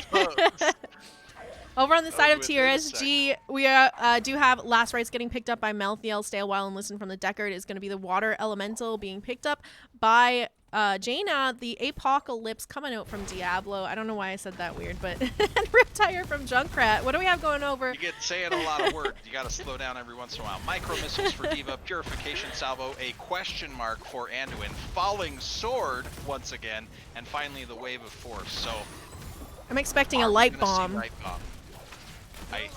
I think with it's APOC gotta out be. there, Yeah. with Riptire out there, stay a while and stay a listen. while. Okay, it's light bomb. It's light bomb. Oh, look at that damage connecting from the Li Ming onto Junkrat there. Just takes him down well below half health. Li Ming last time, very powerful. They're in that reset Calamity style build. Malthael's in a bit of trouble here. He's out of mana trying to 1v1 C2D2, and here's a Falling Sword coming out from Joanna. The help wasn't needed, though. Sending a message. APOC being used in the bottom, though. Li Ming getting caught out, and she is going to fall here. Water Elemental being popped by Jaina as well, so that is down. 2 ultimates down over on the side of TRSG to the 1 of Resurgence. Here's the Light Bomb coming out now. That's going to connect onto Diablo. So everybody's pushed R at this point, except Malthael and Purification from Phoenix.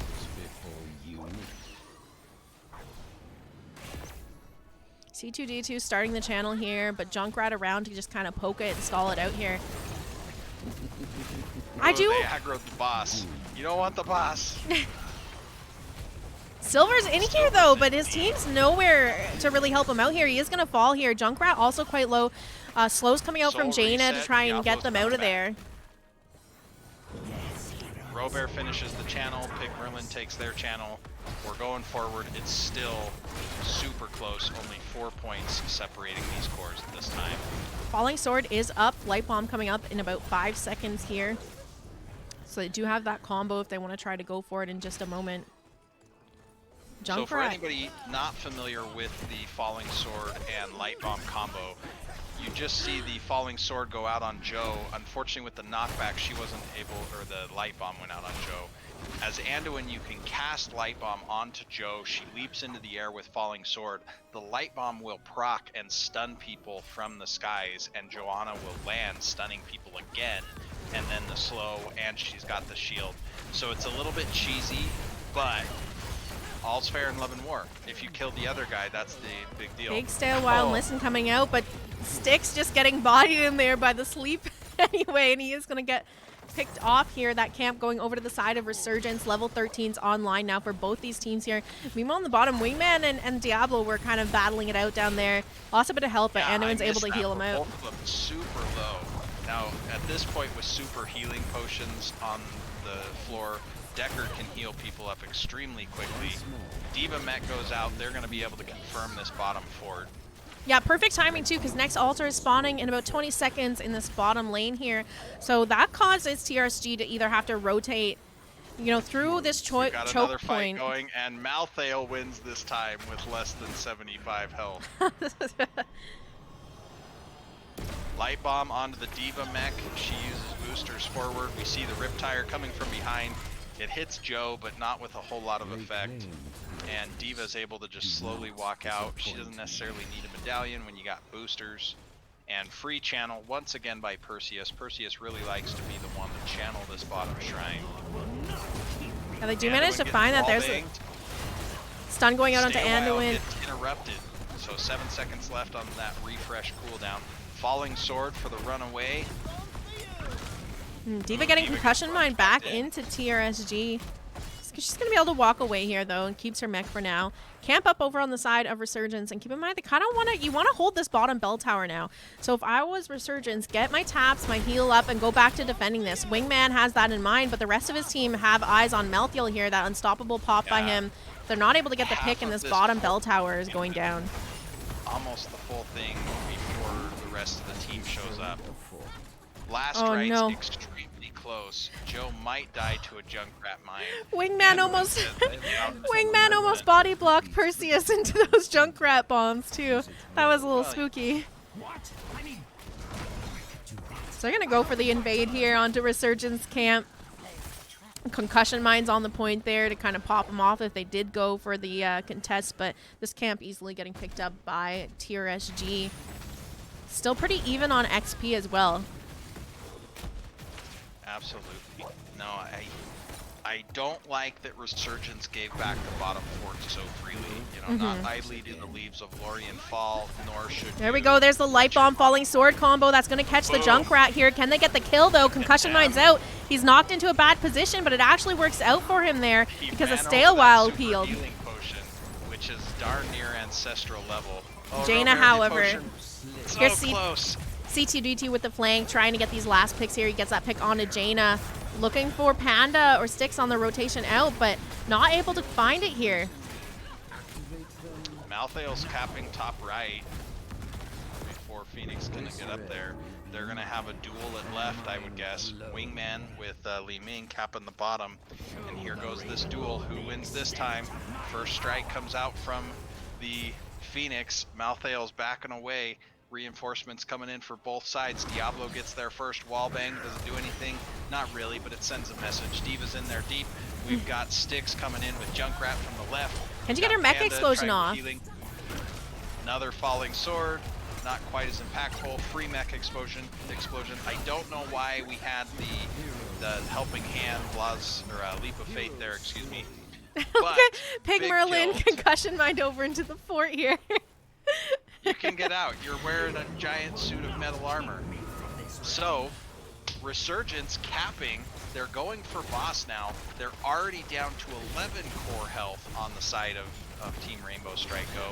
This is going to be free and take them down to 7, the boss always being worth 4 shots.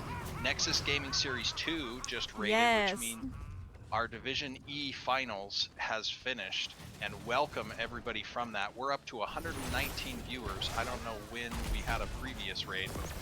Maybe that is the snowball coming through. Yeah, I think they're the only ones that have rated tonight. I've been kind of keeping an eye on it, so I do appreciate it. Thank you, everyone. Hello, Ektar. Hope you're having a fantastic evening. Welcome, welcome, welcome. We are casting the Division C West finals here between TRSG and Resurgence of the Storm. Currently the series sitting at 1-1 right now, and this is our third game of the evening. Even looking at the scoreboard, 24-7, this is the comeback mechanic map. I have had plenty of games where it has ended with both teams having less than 4 core health. They are not out of this yet. Here's that light bomb coming out here.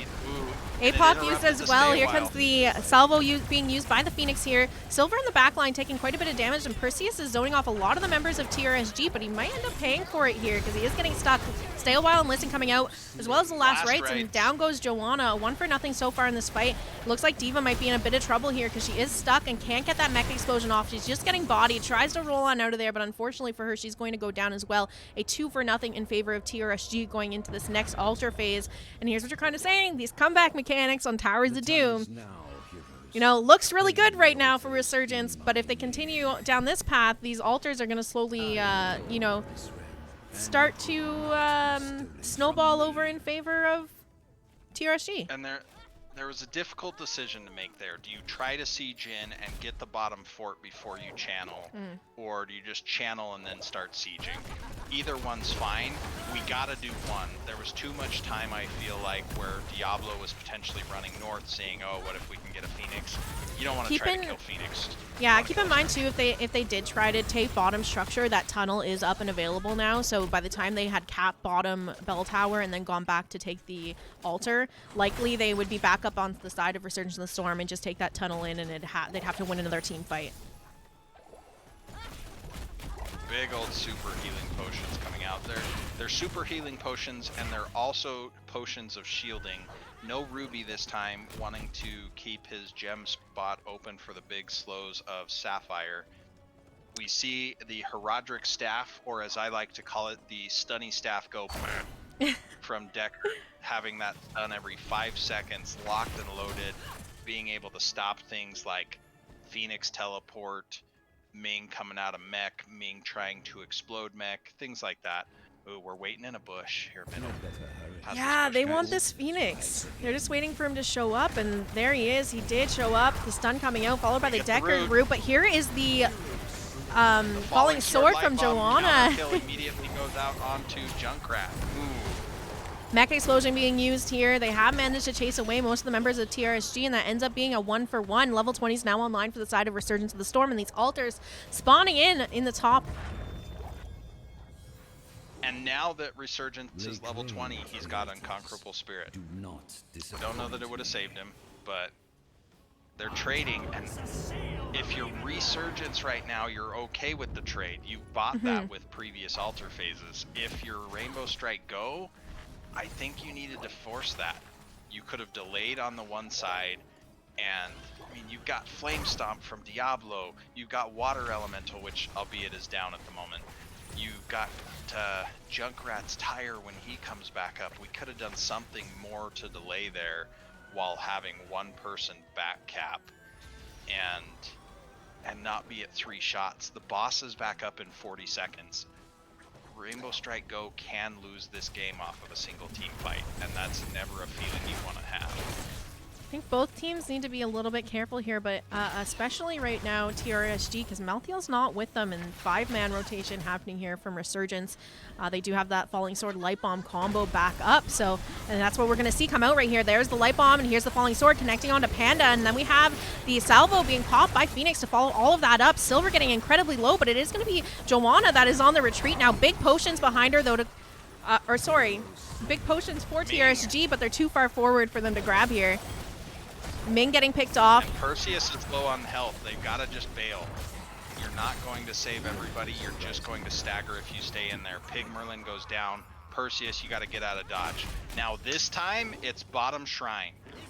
Rainbow Strike Go needs to take this bottom altar, or bottom bell tower before capping the altar, which they can almost do before the altar spawns. Like, get Diablo in there. Take shots. Be a tank.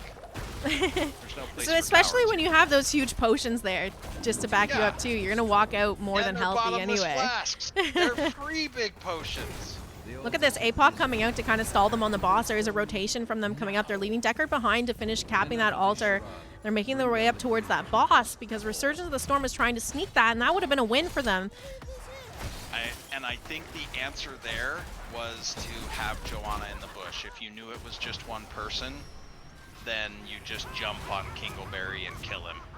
Yeah, see, this Phoenix is just blistering. that would have been a good situation where a Blessed Shield just works so well as just popping that right on a target that's caught out by themselves. It doesn't quite work as well with the Falling Sword because it takes much longer to go off. This bottom bell tower, they're trying to get it back here. It's gonna be tough though, because look at these huge potions down here that they can just kind of sit on and keep themselves healed up to defend this. Every 8 seconds they refresh too. So Malthael does have his buyback, and Diablo, while low on souls at the moment, if he can get his... Oh, I'm lagging out. Okay, I'm back. If Diablo can get his souls, that means 2 buybacks. They could be extremely aggressive in that moment. Johanna took Heaven's Fury for the... There's Diva getting cooldown concussion mine reduction. into TRSG here. She is able to get on out of there. Mech Explosion is almost up here. Malthael doing some work over on the side of the siege camp for Resurgence here, trying to sneak that away. Perseus is sniffing this out though. It's checked it out, but Diablo coming in for the wall stun onto Joanna. She's going to pop her Iron Skin and walk away here. Again, that Mech Explosion is still up in the bottom 4 about at half health. The question is, are they able to take this back or do anything before this next altar phase comes up? I don't know that they're going to get it before the altar. They just need to concede the altar, go to a last altar showdown mentality, and make sure none of these There's Joanna Sapphire coming out there with the Moon Falling there. Sword once again. Does connect onto the Junkrat, but they aren't able to get a pick, and that tower is still being held onto by TRSG here. 3-2. 3-2. If Resurgence loses a team fight, Rainbow Strike Go can go for a 6 cap. You know what I would love to see here is that top fort is looking pretty low. If they can manage to just, you know, take that and sneak in a camp top, they can win the game that way as well. And I've seen that work out a couple times on this map for teams. They are able to take that bottom bell tower back though, so that's opened up, which is great for them because the next altars are spawning in the mid and bottom, so they have that area to rotate through here. The bottom bell tower for Rainbow Strike Go is at about 30% health. So if Resurgence can get a single kill and force that makes this area so much more closed off. It is a double altar phase, so both teams can win off of a single altar. They've got to delay both. They've got to take a team fight in 2 places and potentially the lane in between. We see mounting pressure up top and mid for the side of Rainbow Strike Go. C2D2 goes up to clean up mid. I don't think it finishes, but it's... I hope they're not sending enough resources. Like, they're sending their entire team up here. TRSG could be like, okay, let's just take bottom back if too many people start showing in other lanes. Yeah, they've got Deckard. They've got Junkrat. They want to set up. If you sandwich yourself off from the bottom objective, they'll just There's the rip tire out from Junkrat here. That's going to connect onto 2 members of Resurgence, and here's that light bomb falling sword combo that's going to connect onto the back line here. Junkrat and Panda getting quite low, and here comes the salvo out from the Phoenix. They're going to get those picks onto the Deckard and the Jaina. She goes down. So that last right's being popped on Perseus, but she's able to live for now. Malthael does go down, but he uses that level 20 and is back in the game right away. So 2 for 2 here. D.Va trying to get that channel on the mid altar. Junkrat breaking off to go and start to channel bottom altar. If he takes bottom, that's going to be game here. Let's see if anyone's going to notice and come for the interrupt. Junkrat's Susie's trying. He's not going to make it in time. This is going to be a game. After losing that team fight initially and having that the buybacks for the delays and the sneak, Sticks, fantastic map awareness to pull that off. That is one for everybody to rewatch the photo finish type of scenario we had. No, that was crazy there. Ended up being 2 for 2, and you just lose sight of someone for a split second, and you realize where they are, and it's just a struggle. Well, there was great peels coming out from the rest of TRSG to allow Junkrat to channel that too. 3 members of Rainbow Strike Go had fallen because Malthael used his No One Can Stop Death buyback and came back through the tunnel, which I call the chunnel, and was then able to continue to delay therein that mid-shrine altar so that they kept the focus there. Why do the Yankees always win the pennant? Because people can't keep their eyes off the dang pinstripes. It worked out extremely well in that moment. Chat's just now catching up to the fight, but they haven't yet caught up to the mayhem that is to come, and I foolishly got out of the final screen. Are there any talents or things that stand out to you there, my friend? You know, taking a look at it, nothing too surprising getting picked up here. I mean, we've already so incredibly close on that interrupt. We've already talked about Joanna's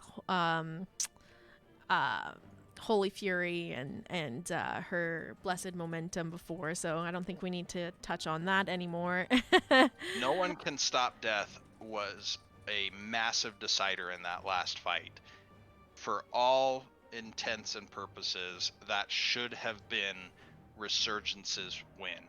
They took that team fight before the altar spawned. They socked Rainbow Strike Go. It should have been their game. The buyback coming in superbly important in that moment.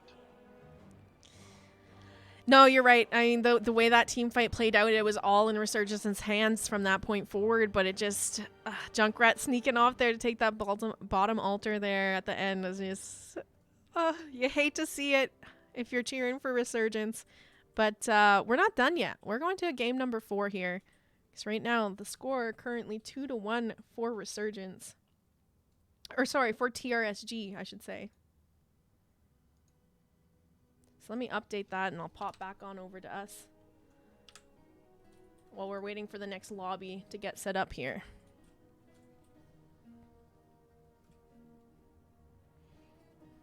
Now, for those of you that don't know, last time Resurgence of the Storm and TRSG faced each other, Resurgence of the Storm actually 2-0'd them in the regular season. So right now, TRSG sitting up one game. Not totally unexpected because both these teams, I think they're seeded 3rd and 4th, so very, very close in their division. But the fact that TRSG right now is in the lead in this it means that they've taken this last month and a half since the last time that they've played Resurgence, reflected on what needs to be worked on, and then they've been, coming together as a team. They're able to hold their own now. They're in the lead, whereas last time they were 2-0'd by Resurgence. Yeah, I had the opportunity to again meet with both captains. I think that both of them had done a great job, their teams I should say, both teams have done a great job of building for this moment. I don't think that, while yes, Team Rainbow Strike is the underdog on the scorecard, there's absolutely a incredibly even matchup. Mm-hmm. So I still think that we can make it to Game 5. So. Oh, absolutely. And Resurgence losing that game there is going to give them the option of first pick or map pick here. And we do have the lobby set up. Oh. Okay, I like this. We're going to Tomb of the Spider Queen for this next game, which is picked by Resurgence, which is good because last time they played TRSG on Tomb of the Spider Queen, they took the win. So this is a map that they're comfortable. This is a map that they've played TRSG on before, and this is a map that they won on against them. So I like that they're going for the map pick here. So Resurgence, sorry, my wife came in and handed me my headphones for my phone. Resurgence didn't pick the map. Their first pick in this case, so Rainbow Strike Go took it. Oh, that's even more interesting. This is still good for Resurgence though, because they've played them on this map and won before. Interesting.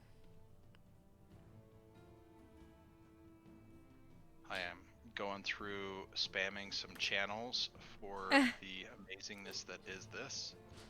Let me pop us over to the map selections, get everyone caught up on where we went tonight, where we're going, and how this series is shaping up right now. Let me just make sure I've updated all my map selections quickly before I do that.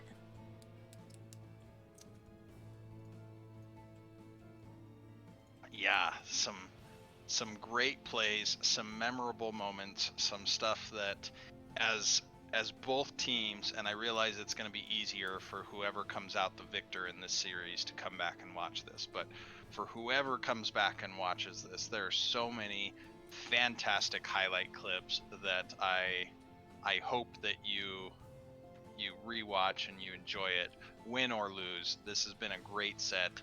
It's exciting to be here as the broadcaster, so thanks again, Jazzalene, for putting up with my amateur night to be here. So no, I love having Velcomer on when I'm casting C-West games because he just has so much knowledge of all the players in this division, since it's his own division and he's done all the scouting. I'm an analyst.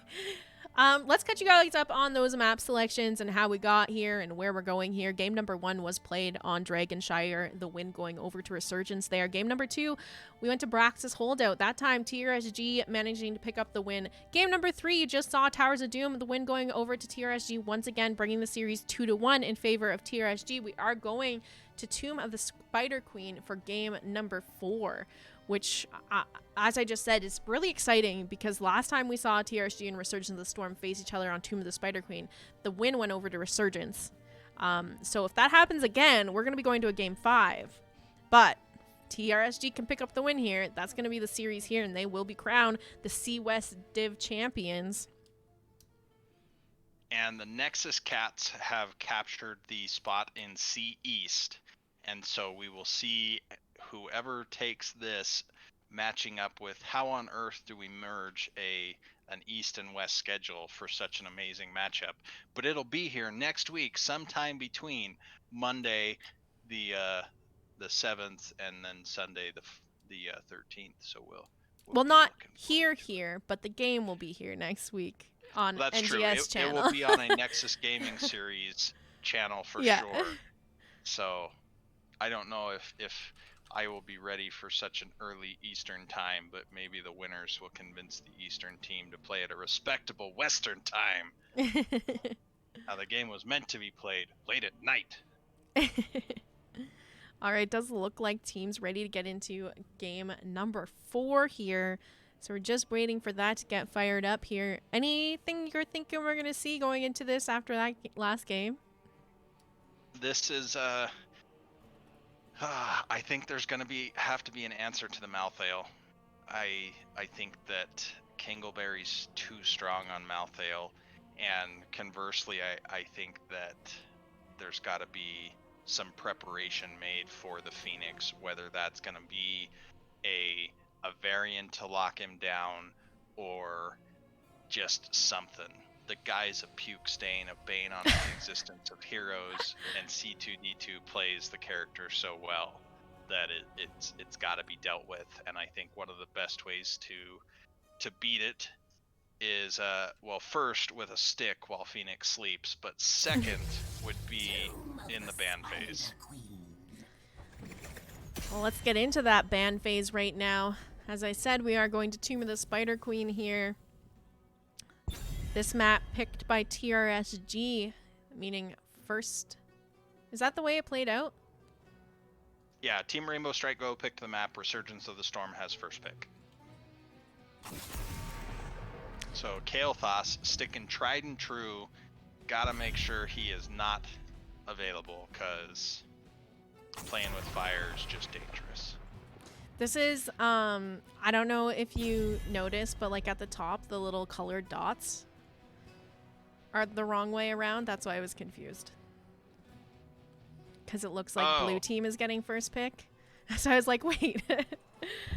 Got it. Ignore me. I'm I sitting know there that looking at the sometimes. screen, Yeah, the- no, the I know that. broadcast going colored dots. No. Like at the top where the draft is, there's like the colored dots that give the draft order. But I know that sometimes in custom lobbies, it's a little bit messed up. Miss Windupbird. Oh, thank you. Thank you. I appreciate it.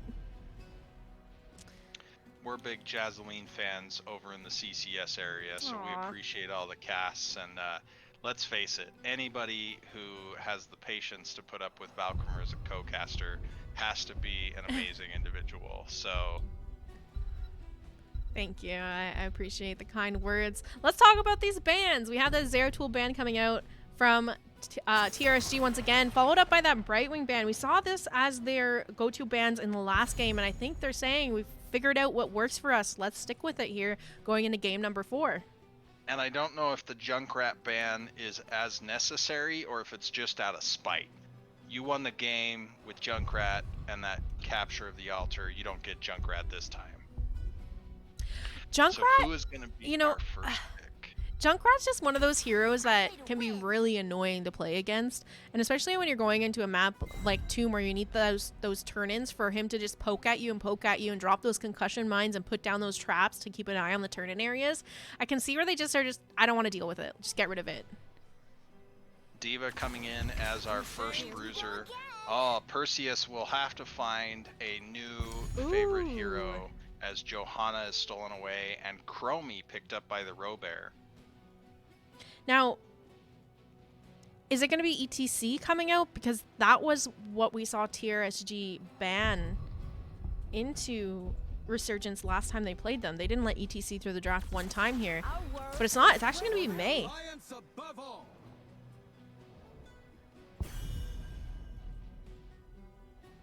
I'm Paradox. responding to Paradox in chat, and they say, sure, but Jazzalene's amazing.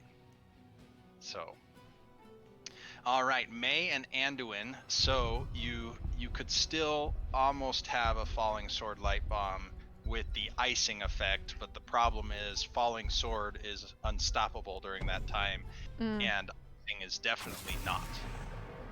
Oh, Miss Windup-Bird bringing up Cassia. I actually think Cassia would be a great choice pairing with either of our tanks, as both of the tanks have blinds. Susie reprising Anduin.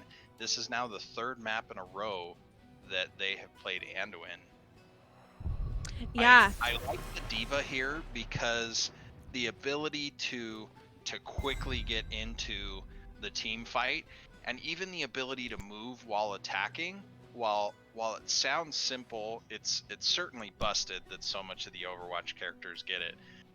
But I think that just that idea of being able to move and interrupt your opponent's rotation, and then finally you just boost off ahead of them and you get there before them, there's a certain power that's in that.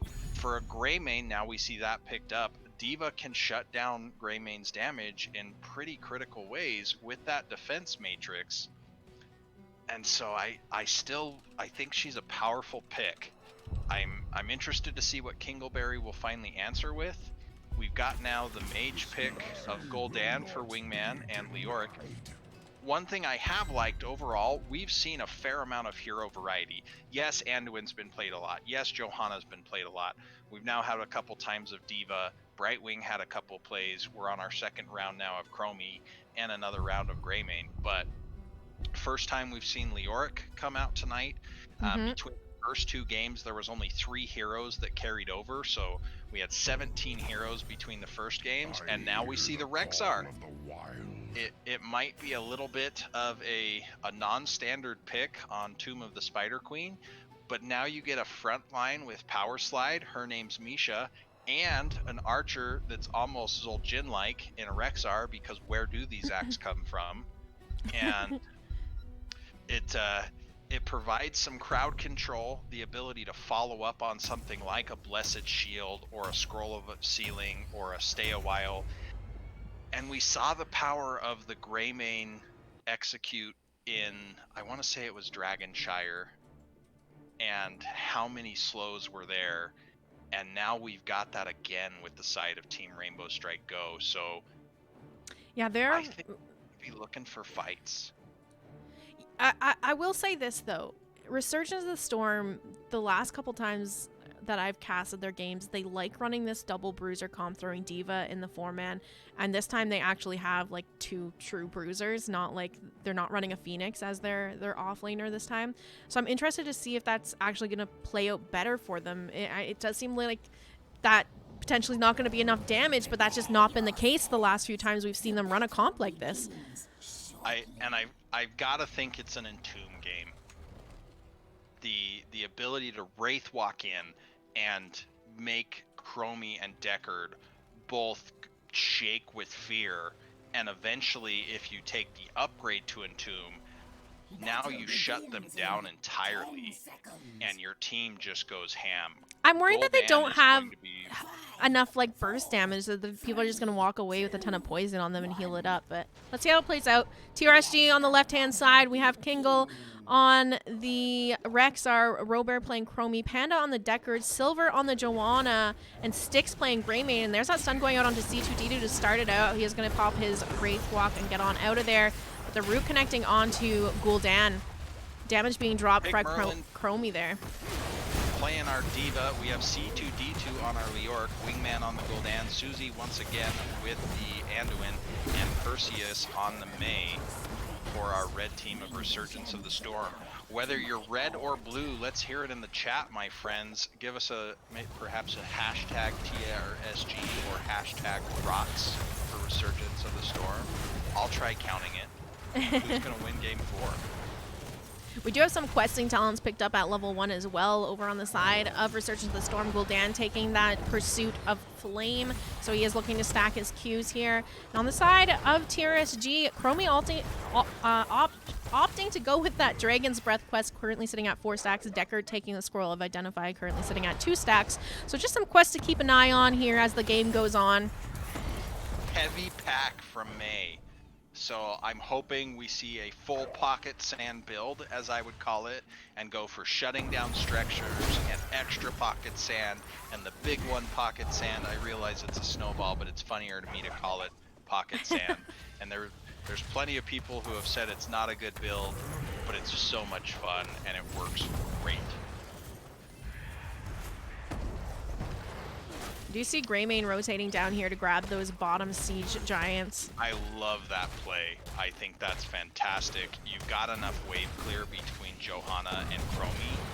Take advantage of your camp clear Greymane. Tinker's in chat. How are you doing, Tinker?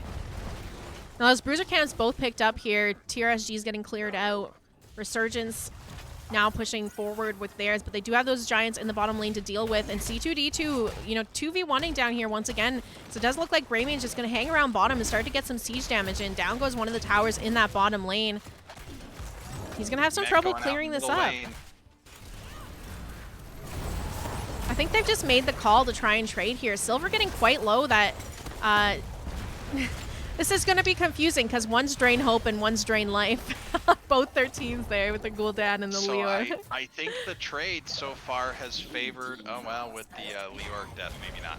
I was going to say that the trade is favoring Resurgence with the mid taking more damage, but then with Leoric going down, the second cannon tower goes down. The trade's far more even now, and Leoric's gems were not lost.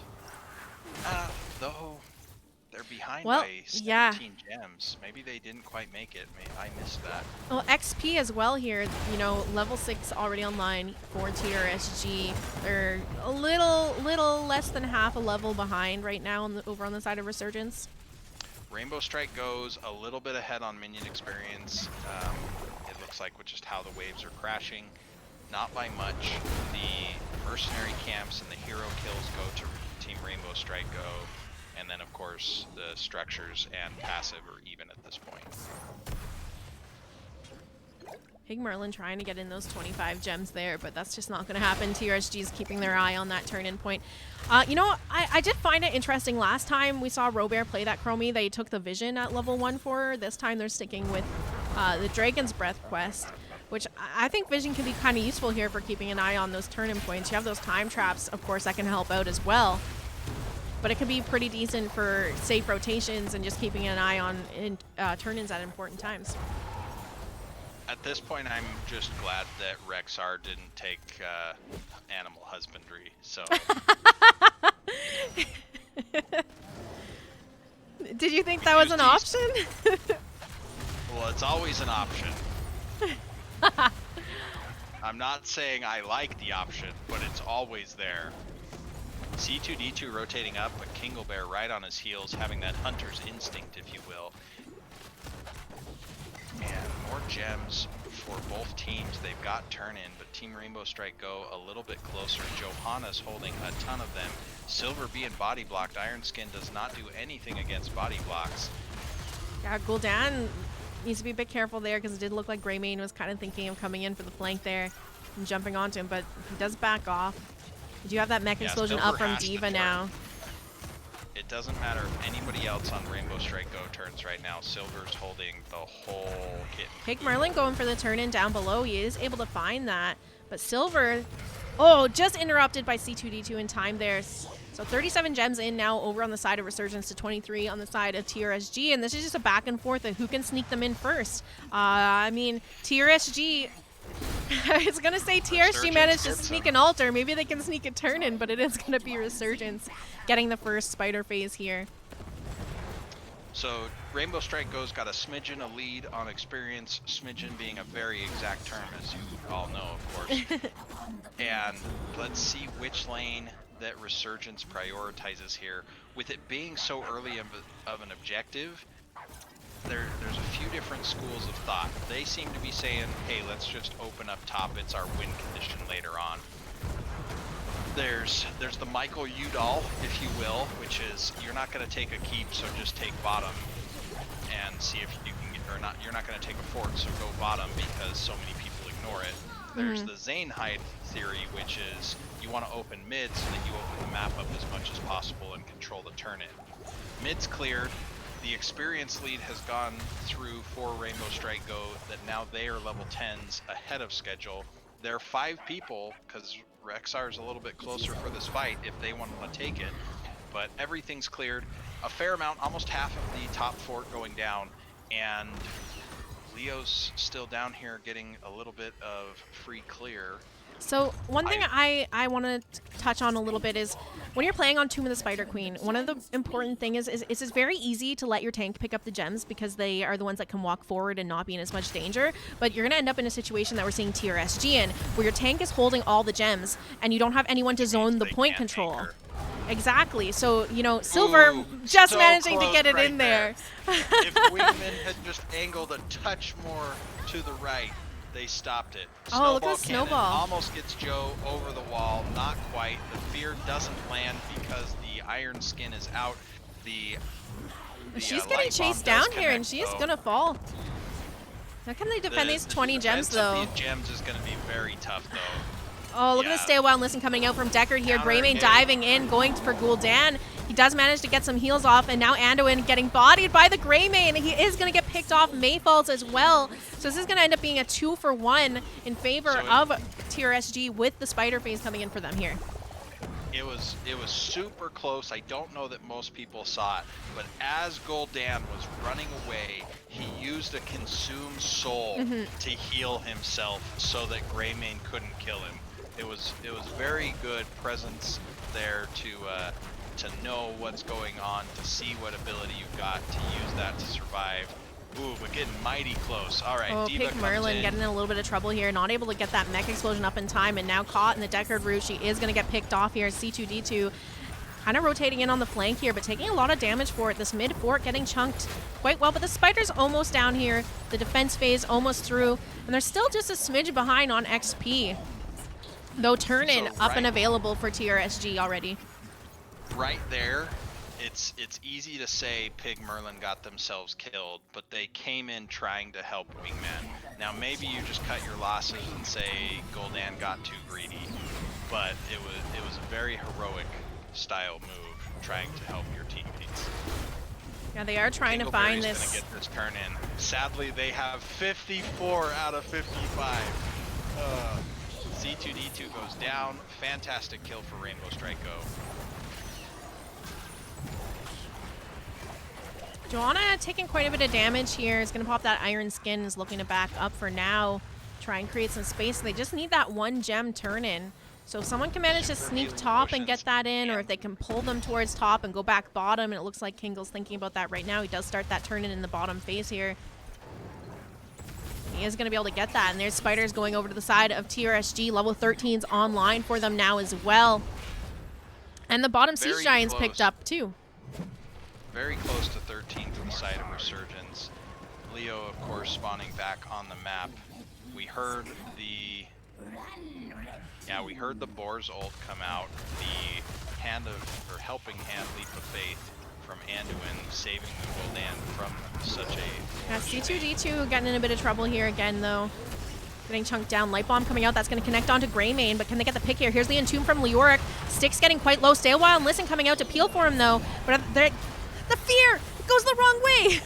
Merlin's chasing down the Greymane in the back line, but he's not able to find it. The mech explosion coming out here. That's going to connect onto Rexar, but no deaths over on the side of TRSG. That was incredible. We did see Leoric fall, and he does have his trait, so he'll be back up sooner rather than later.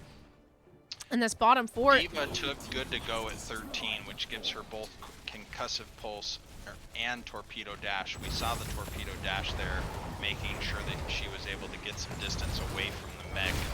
That's the common strategy right now to deal with the Diva, is if you can get the mech out, you dive her while she's exploding the mech. She can't summon a new mech until the mech has exploded. Pig So she's Merlin's very in some vulnerable trouble here in once that again. baby Diva mode. Just trying to make her way out here. The rest of the team coming to help out. They are caught. Look, Another oh Entomb. my god, a Light huge bomb. Entomb. Light Bomb coming out as well. We are going to see the With the Rexar getting blizzard picked slowing off. them The as well. blessed blessed shield pop there to try and peel for them. But Panda getting in a little bit of trouble here, getting chased down. He is going to fall as well, and that's a 2-for-0 in favor of Resurgence of the Storm. They're starting to turn this They've game got a back turn around in. here. They're taking a little bit of fort damage up top, but they're getting that turn in done. C2D2 zoning very aggressively forward. Oh, there was a hearth in the bush right there. It looks like it was the Greymane that, I don't know that you picked that fight, but maybe you slow the rotation away. Does look like they're thinking about finishing up this top fort here, opening that up for a potential boss play in the future. So we do see the members rotating up there. Leoric going to hang around in bottom and continue to push that out. Maybe open up the bottom lane because a lot of resources are going to be pulled into this top and mid lane on the side of TRSG right now. And I think considering how low the fort is already, it's a very conservative play. We do see the level 4 slush ball shutting down the fort. We're coming up on level 16. Will we see the next one that gives you 2 charges of snowball in the pocket sand build? Look at this Entomb on Rexar right now. He's going to pop his boars, but that's not going to do anything to help him. He does go down, C2D2. Did get a little bit low, but he was able to retreat and let his teammates come in and finish the job. Level 16's now online. Will we see it? We finish the Wraith Walk. We finish the Fell Flame. We get fresh powder. Double pocket sand, ladies and gentlemen. Yeah. And they're pushing in. There's no Rexar. There's no boars. Yeah, Blizzard connecting onto Silver there. C2D2 stepping forward. Doesn't quite have that Entomb up. We're still waiting about another 13 seconds for a Tomb Light Bomb to be up. The level 16's almost online now for the side of TRSG. I don't think they're going to have a window to be able to fight up a talent tier here. And capturing all 3 forts is great. They're still ahead. You can see Gul'dan now. He's looking at that bottom camp. I would say the only thing is, though, is that TRSG, now all the pressure is in their lane, so this is much easier for them to collect gems. They're likely going to have the next turn in first. I think you take the camps and look for a fight then, if you're Resurgence. You got 2 camps on the map. You know they're going to have to clear one of them. You have positive lane pressure top. You go screaming at the enemy team and force them to fight you in a bad situation that makes them lose somewhere. Their tank is top. You can see Johanna top. You charge in, you entomb someone, you throw everything you've got at them, and hopefully they're squishy enough that they die. And Perseus is going for that. He does land that avalanche onto Rexar, sending him into the back line, but it kind of gives enough space for the rest of his team to rotate in and help him out here. Stay a while and listen coming out from the Deckard. C2D2 getting quite chunked, but it is Styx that ends up, almost going down here. But Leoric getting picked off. Iron Skin popped by the Johanna. Pringle looking to back out now that the rest of his team is here to help him out of this situation. And unfortunately, even though it looked like it was a good play coming out from Resurgence there, they just weren't able to get that pick on a Rexar. I almost think that the snowball helped him more than hurt him there because it allowed his team to rotate in time to save him and put enough distance between him and the rest of the members of Resurgence that they couldn't get a pick on him. Nice delay by Wingman there. Big root coming out on Greymane. Greymane's pretty low. We had another delay with the ice ball. Rexar incredibly low here, getting chased down by the D.Va. He does pop that stasis for the moment here, but is he going to be able to get out after that? That's down. It's just a D.Va mech. Greymane's down. Deckard's in dire straits here. Is he going to get slowed? Is Leoric going to be able to land one more thing? He's marching forward. Sin's exposed. Light bomb's still up here. Oh, unfortunately, yeah. The light bomb. Such a good route there. Panda able to walk away here. You don't have turn in. You've got 30 seconds before the enemy team is in full force. I almost think they shouldn't have the bottom cannon towers. I think they shouldn't have chased kills there. They got 2 picks. They got the gems. They could have run to boss yeah, right away. That's exactly what I was going to say. They could have just went straight to boss there. There's no risk of them getting turned in because they got those kills and the gems were abandoned. So yeah, I think they could have just won and ripped boss if they wanted to. I think after the chase, because they already did the chase, right? There's 2 dead. You're not in terrible position. You rip at least a cannon tower to send a message. I mean, if you're mean, you spray and then you leave.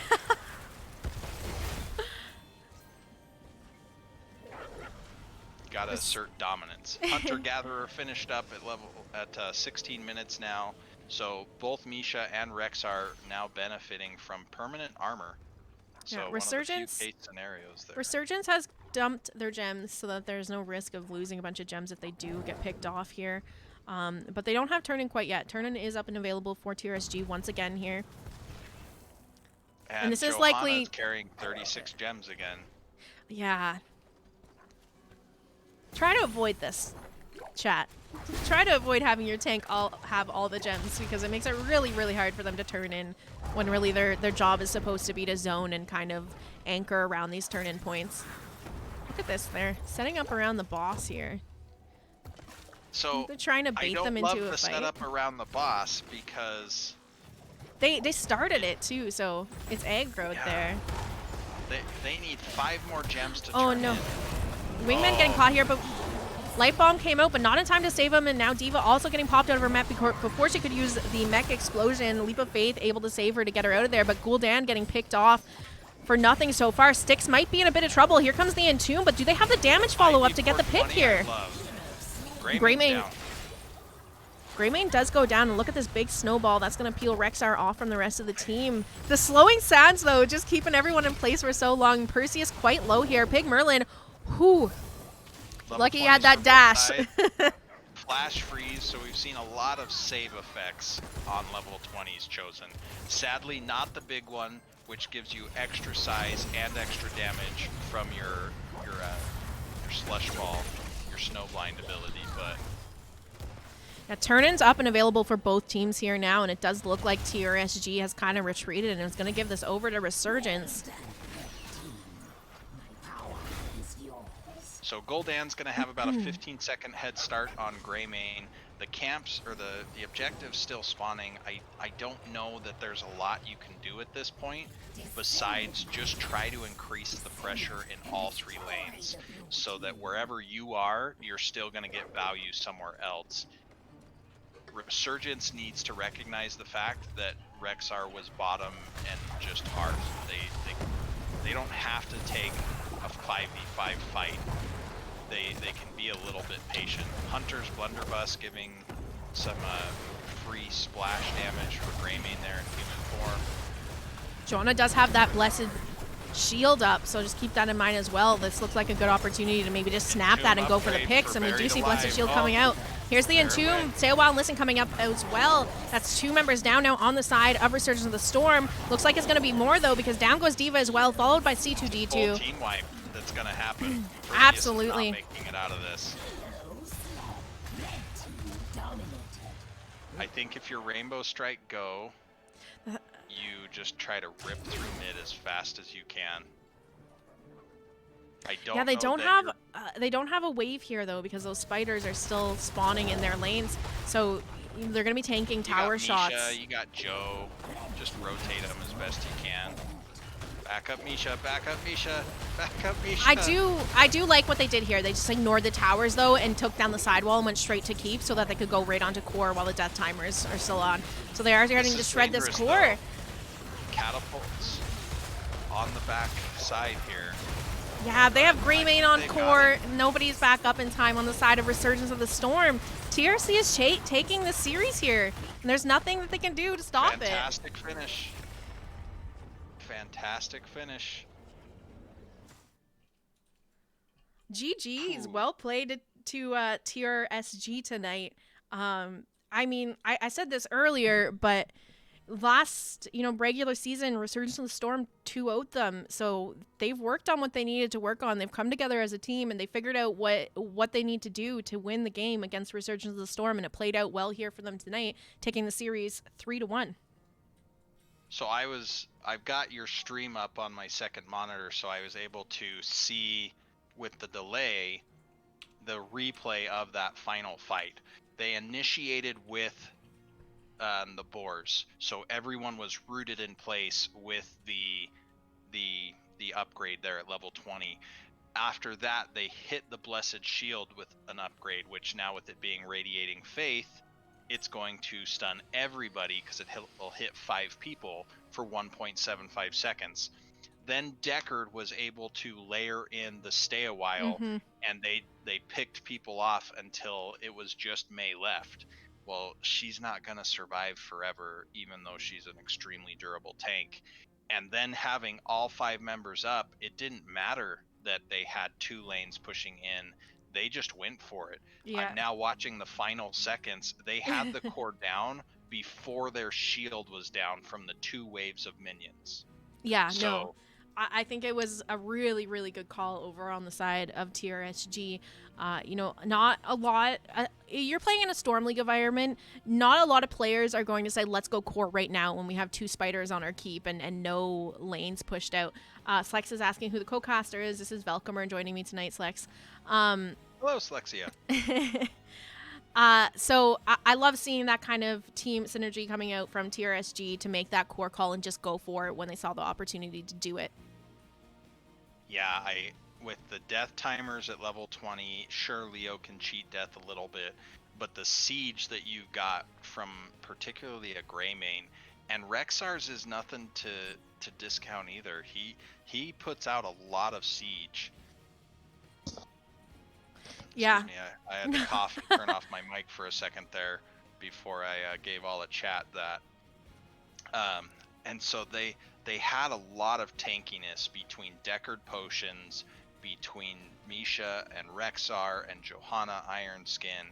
So there was a lot of durability there to just allow Greymane to go ham. The stay a while and listen that we saw was respect the elderly, and so that means after it's done, everybody is silenced and blinded for an additional 3 seconds afterwards.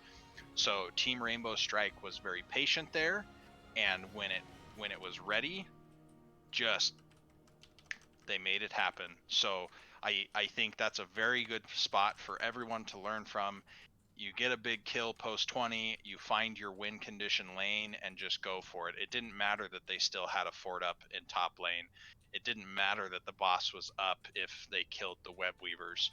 They went in, there was no minions as you mentioned, and they ripped down that core. So fantastically done by the side of Rainbow Strike Go.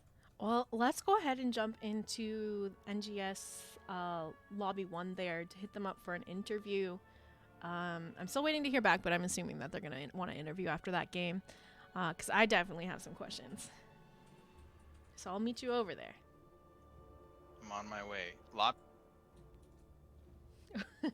Yeah, I'm Lobby here. 1. All right. There's 2 versions of Lobby 1, so I thought, oh, wait a second.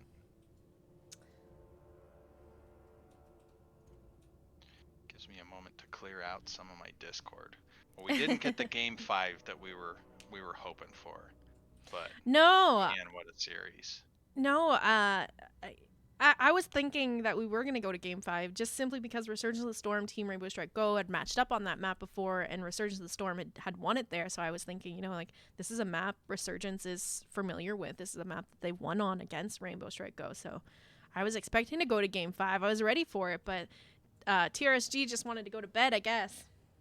I guess so. I can't blame them there. So they up until that final team fight, kills were 9-7. That final team fight took us to 14-7 in favor of Team Rainbow Strike Go. Chromie never died, and man, they just took it to him there at the end. All right, I'm just talking to Robert. He's going to come in here in just a moment, I believe. So we'll get the interview started with him. Wonderful. I always love, the best part about getting into playoffs is it doesn't really matter what your team was seeded in for the final, like going into playoffs. Anyone can come out on top, and we've had some upsets in all of these divisions kind of work out. So it's nice to see a team that was sitting, what are they, 3rd or 4th seed? One of them was 3rd and the other was 4th. Yes, Resurgence was 3rd, Rainbow Strike Go was 4th. Yeah, so 4th seed in the end taking it all there to become the C-West champions. Yeah, no, fantastic series. Loved it. What up, people? All right, hello. We do have Robert joining us here from TRSG. We saw him playing the Chromie in that last game, and a couple times tonight, actually. Guys, was this as exciting like watching it as it was playing it? I don't know, because Yeah. that was crazy every Pardon freaking closed. game. I don't know that we have quite the white knuckles heart racing that you would, but it was super exciting to watch. Yeah, I'm already old as it is. I think I just aged 30 years from that game. Holy cow! So, Oh my gosh. my first question to you guys Where's my is pacemaker? Hold on. Sheesh. well, my first question to your team is, in the regular season, you played Resurgence of the Storm and they 2-0'd you. So, what exactly did you do to come back and turn this around to 3-1 them in the finals here? I'll try to give you a short answer. We just try to play our game, essentially. Their team is very similar to us. A lot of the times we compete for the similar picks. Mm-hmm. So it was almost kind of like playing ourselves. So we're like, well, what are we going to do? And what are they going to do? And hey, this is kind of what we would do. And I think when they played us in the season, I mean, it's so close, like skill wise, which has been fantastic in D West this season, hands down, with the competition and how neck and neck it was. I mean, it's like it was literally who was going to have a better day mentally there, really. Because I mean, if one of their guys were off or one of our guys were off, we definitely would have impacted the game, I think. But we were just so evenly matched. I think we just had to play our game. And I think when we played them in the series, I think we were a little bit off that night. Mm-hmm. So we're just trying to roll the dice and be like, you know what, we're not going to overthink this. We know a lot of their stuff is very similar to ours, so we just played our game. No, I think you guys played really well tonight. You had some, particularly I was saying that last call on Tomb of the Spider Queen where you guys just said, we wiped them, let's just go straight for core, even though we're halfway across the other map and we've got spiders on our own keeps. You guys were able to recognize that you could still end regardless, and I love the play to just take down that side wall and go straight for the keep so you could go right onto core as soon as possible. Like a lot of teams kind of waste their time trying to take it right through the mid when they try to go finish off these keeps, but that's what you really should be doing, so that was really, really good to see. Yeah, it was almost great expected shot you to calling. Go through the second gate. It looked like you started to walk that way, and I was like, They "This is did. fantastic! Rip down the gate instead."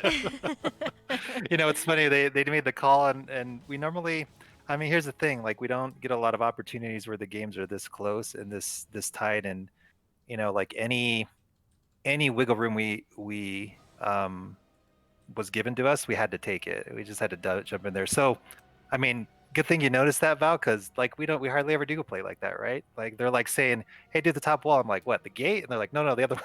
So that's why I'm the silver ring player, right? I'm sure Valk has tons of questions as he's the C West genius, I guess. can layer on all sorts. So, in your interview on the late night face check, you felt that there was a targeted moment from C2D2's interview towards you and your team. How does it feel to now be able to say, yeah, that was just a one-off, and that's why you got that fancy clip from last time? I'm jealous. I actually applaud him for that. I don't know if I said it in those words, but the fact that he tried to use that to get a mental edge, honestly, I would have done the same thing. I looked over the game, I was like, dang it, we don't have a clip against them this year, so I just said you something else. But I was like, bravo, man, that's actually fantastic strategy. I didn't think too much of it. I actually thought it was pretty funny. It just shows the competitive side of him and his team, and obviously we brought our best tonight. I mean, it was crazy exciting. I don't even remember. What was it, game 2? We just like literally died on the core. I think we were like lemmings and we just throwed our bodies out there and hoped that we killed it. Now, Styx, big channel on altar there for Towers of Doom. Who's sending him what as a present for such a just awareness play to get that bottom altar just in time? And then who's sending something to Kingleberry for the no one can stop death? I'm going to delay the enemy team so that happens. I think it was just kind of where we ended up. It's kind of one of those things where it was so tight and we were also razor focused. Again, just any window we could get. So Stick saw the opening, which is like, yeah, get it, because they were somewhat distracted. And the time they were doing it, King was throwing his body in the way and just trying to body block.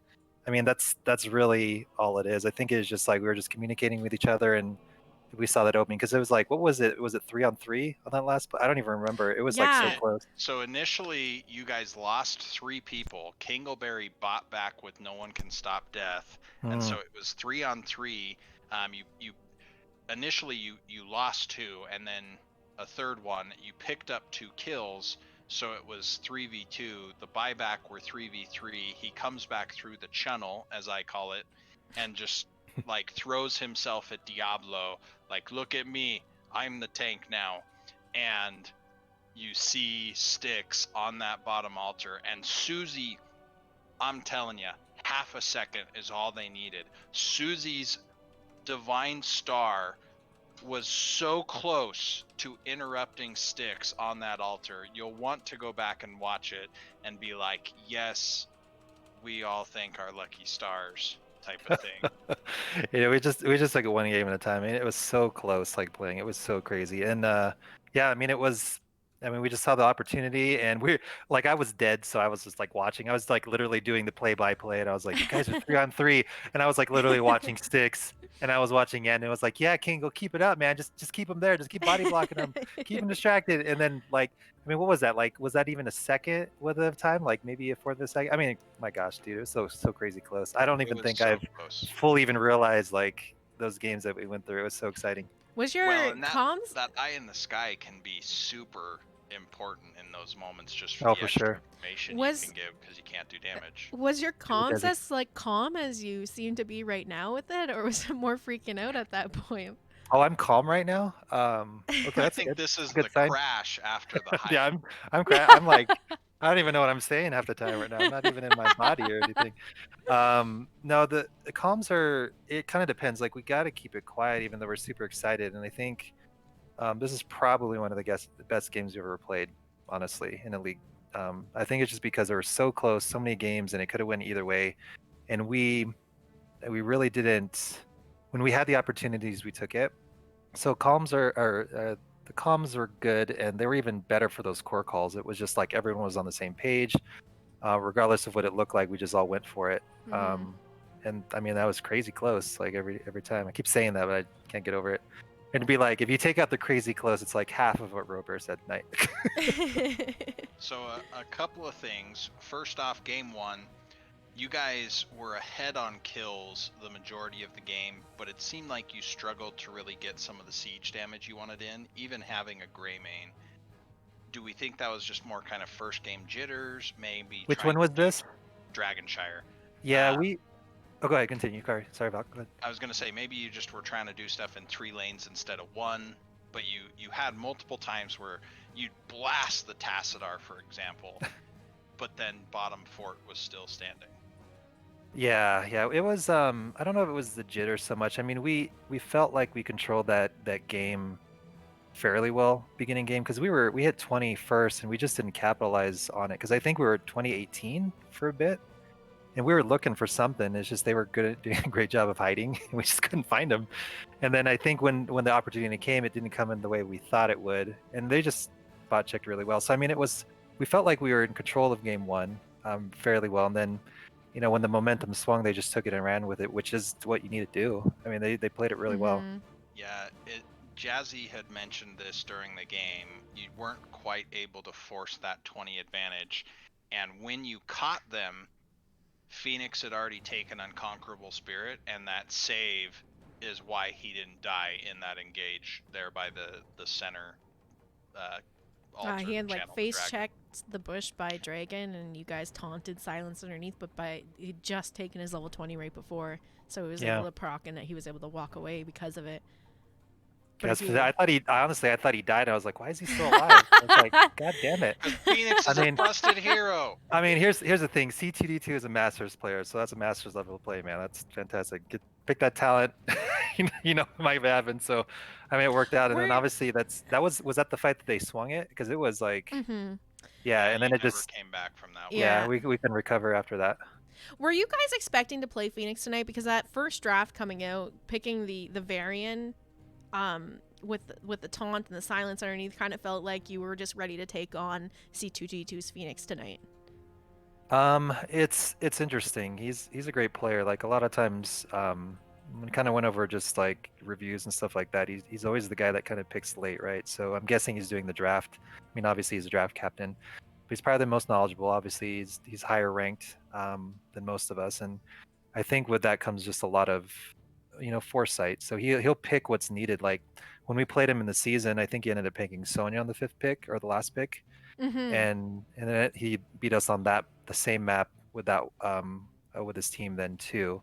But I think it was, and that was the thing. Like we were trying to call it out. I was like, dude, Kingle, I think Phoenix is gonna solo you on Phoenix.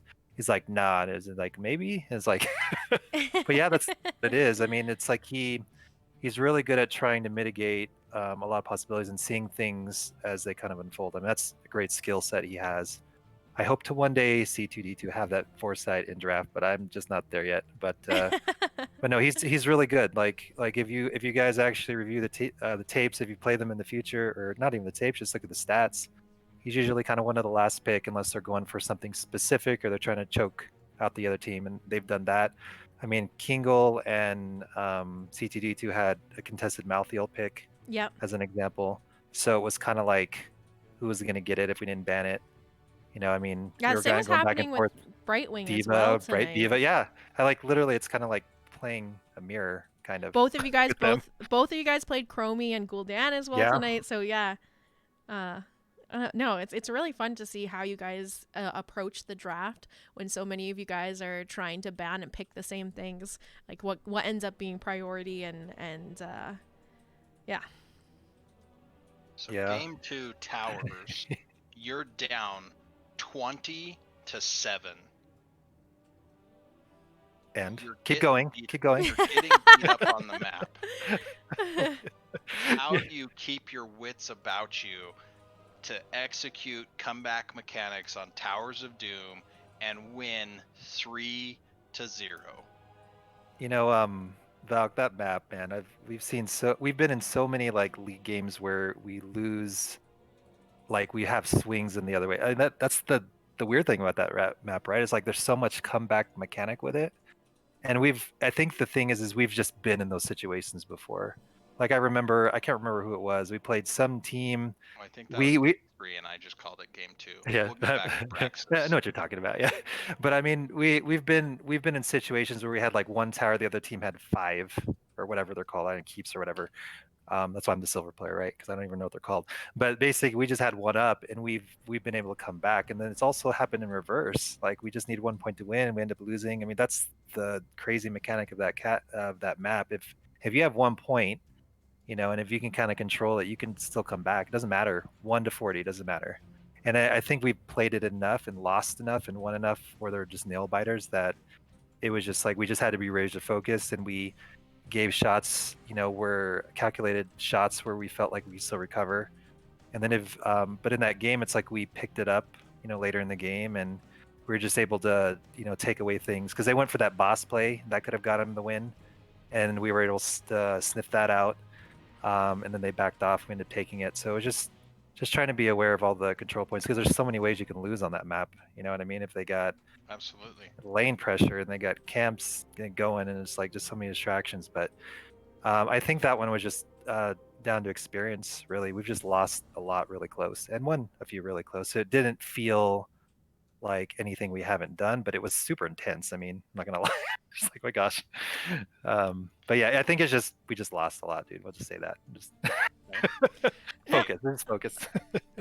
How you've won C West now? How much have you been prepping for taking on the winners in the C East division? Have you done any scouting? You've been keeping an eye on that, Not or at what's all. going on over there? You just wanted to really Just- cement the win here first.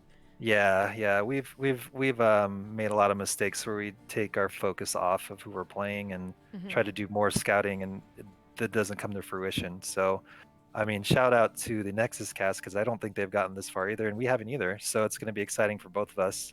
See what happens. And I did see they did a 3-0 win. You know, the last time they played. Very dominant. Yeah, and we've actually played the team that they beat before, and they were pretty solid too. Like we played them a few times actually with also close games. So if they beat them, that kind of gives us an idea of where they match. And I mean, we're not even the number 1 rank in our division, so I guess we're the underdogs. If you guys want to cheer for the underdogs, but I want to cheer for the West. you could do that too. Go see West.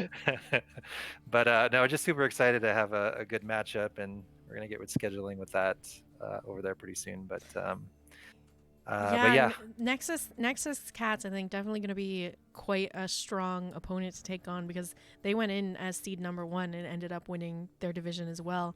So they've just been strong all season. But I'm really looking forward to seeing you guys play them. I can't wait to see how that turns out. I'm sure it's going to be an amazing matchup. I know tonight's games were great, so I can only expect greatness going forward as well. Let's get into some shout outs and wrap this up, though. okay, sounds like a plan. First off, just shout out to you guys, number one, just for casting it.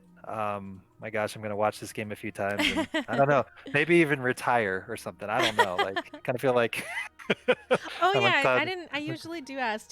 What are your plans going forward for your team? Are you gonna be playing next season or? No, yeah, we'll be playing. We'll be playing. I think I'm just joking because I feel like I'm always making cracks about how old I am and stuff like that. I'm even older than Gola if you're still watching, man. But but but no, I'm as far as shouts, just thank you guys for casting the game. Valk, thanks for co-casting as well, and Jazzy again. I know you've casted a couple of our games so far. Always a pleasure watching you guys after the fact for me. And just really putting on us on a forum so it can be watched and people can have fun. That's my first shout out. Second shout out is to NGS. There's a lot of people that may be listening or watch this later that put in a lot of work just to make this happen, and a lot of volunteers and a lot of amazing projects going on that just make this so much fun for us to be a part of. Shout outs to Resurgence. Holy cow, man. Like, I know we were kind of going back and forth after the game as far as like how amazing the match was, but hands down for sure probably one of the best games we've been a part of, and I'm glad to do it with you guys. You guys were fantastic. Shout out to our team. They put in the work every week. There's a lot of scheduling and negotiations with significant others that we have to do. So super excited just to be part of it in that way. Shout out to the Team Rainbow Strike crew. We got another team, the Knights, and they've actually been a big part of us preparing for this game and scrimming with us. So I want to give a shout out to them, and just all the people that came out tonight. Thank you guys for cheering us on and just coming out, being part of the fun environment here. And also, I do want to just give a shout out to just everyone out there that's kind of making a difference in more ways than others. Whether it's health related or social stuff. I mean, 2020 guys, hang in there. We're almost out of there. Got another month. So, and we're hearing some good things in the health circuit from what I've been hearing. So keep your eyes on that. Maybe we can have somewhat of a normal life. Yeah, But yeah, just wanna give a shout out to them because there's a handful of guys that play and they do a lot of good work. But let's see. I think that's it. All right. Well, best of luck taking on the Nexus Cats from Div C East. I can't wait to watch the showdown. It's going to be an amazing show. All of the finals, really, they're all shaping up to be really exciting. So best of luck there. And I hope to see you guys playing again next season. Oh, thank you. Hope to see you again too, Jazzy. See you soon. Bye-bye. All right, take care. Thanks, Val. Take care. All right, let's get Val back up here. Wrap it all up.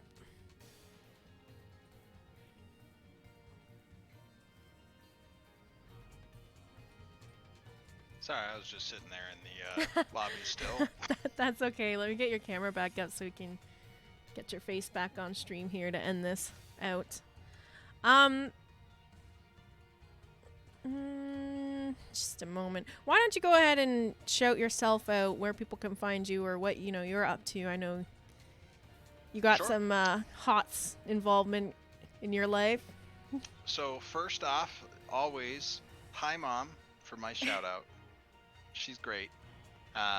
There's a joke behind that I can share y'all, but Grandma Valk is an amazing lady. For finding me, I am Valcomer1366 both on Twitch and in game. You're welcome to find me there. Join the CCS channel in game if you want an invite to the CCS channel. For Discord, we run some events there. You can hit up our Twitter, which my brother Wits End runs for us. We run some different stuff like free agent nights, development days, and even just open houses. Come by and scrim. We are talking about doing other stuff like chess and Risk and things like that because we can, by golly. But yeah, we have a lot of fun with heroes, and we're constantly got something going on. So check us out with the Can't Counterpick Stupid organization. All right, in terms of what's going on with me for the next little bit here, I will be streaming Friday again at 6 p.m. if you want to catch that. But for my next NGS cast, you can catch me on the NGS channel, Nexus Gaming Series on Twitch, because I'll be casting the Division B West finals on Saturday at 8 p.m. Pacific time if you want to catch that. That's sure to be an exciting matchup. We're going to be able to watch Bronze 6 take on Uwu. I'm so pumped to see that one. I have so many friends in that finals that I get to cast on both teams, so I can't wait to see how that plays out. Make sure you check that out on the Nexus Gaming Series. Other than that, I have another big thing coming up December 12th, 12 p.m. Pacific time.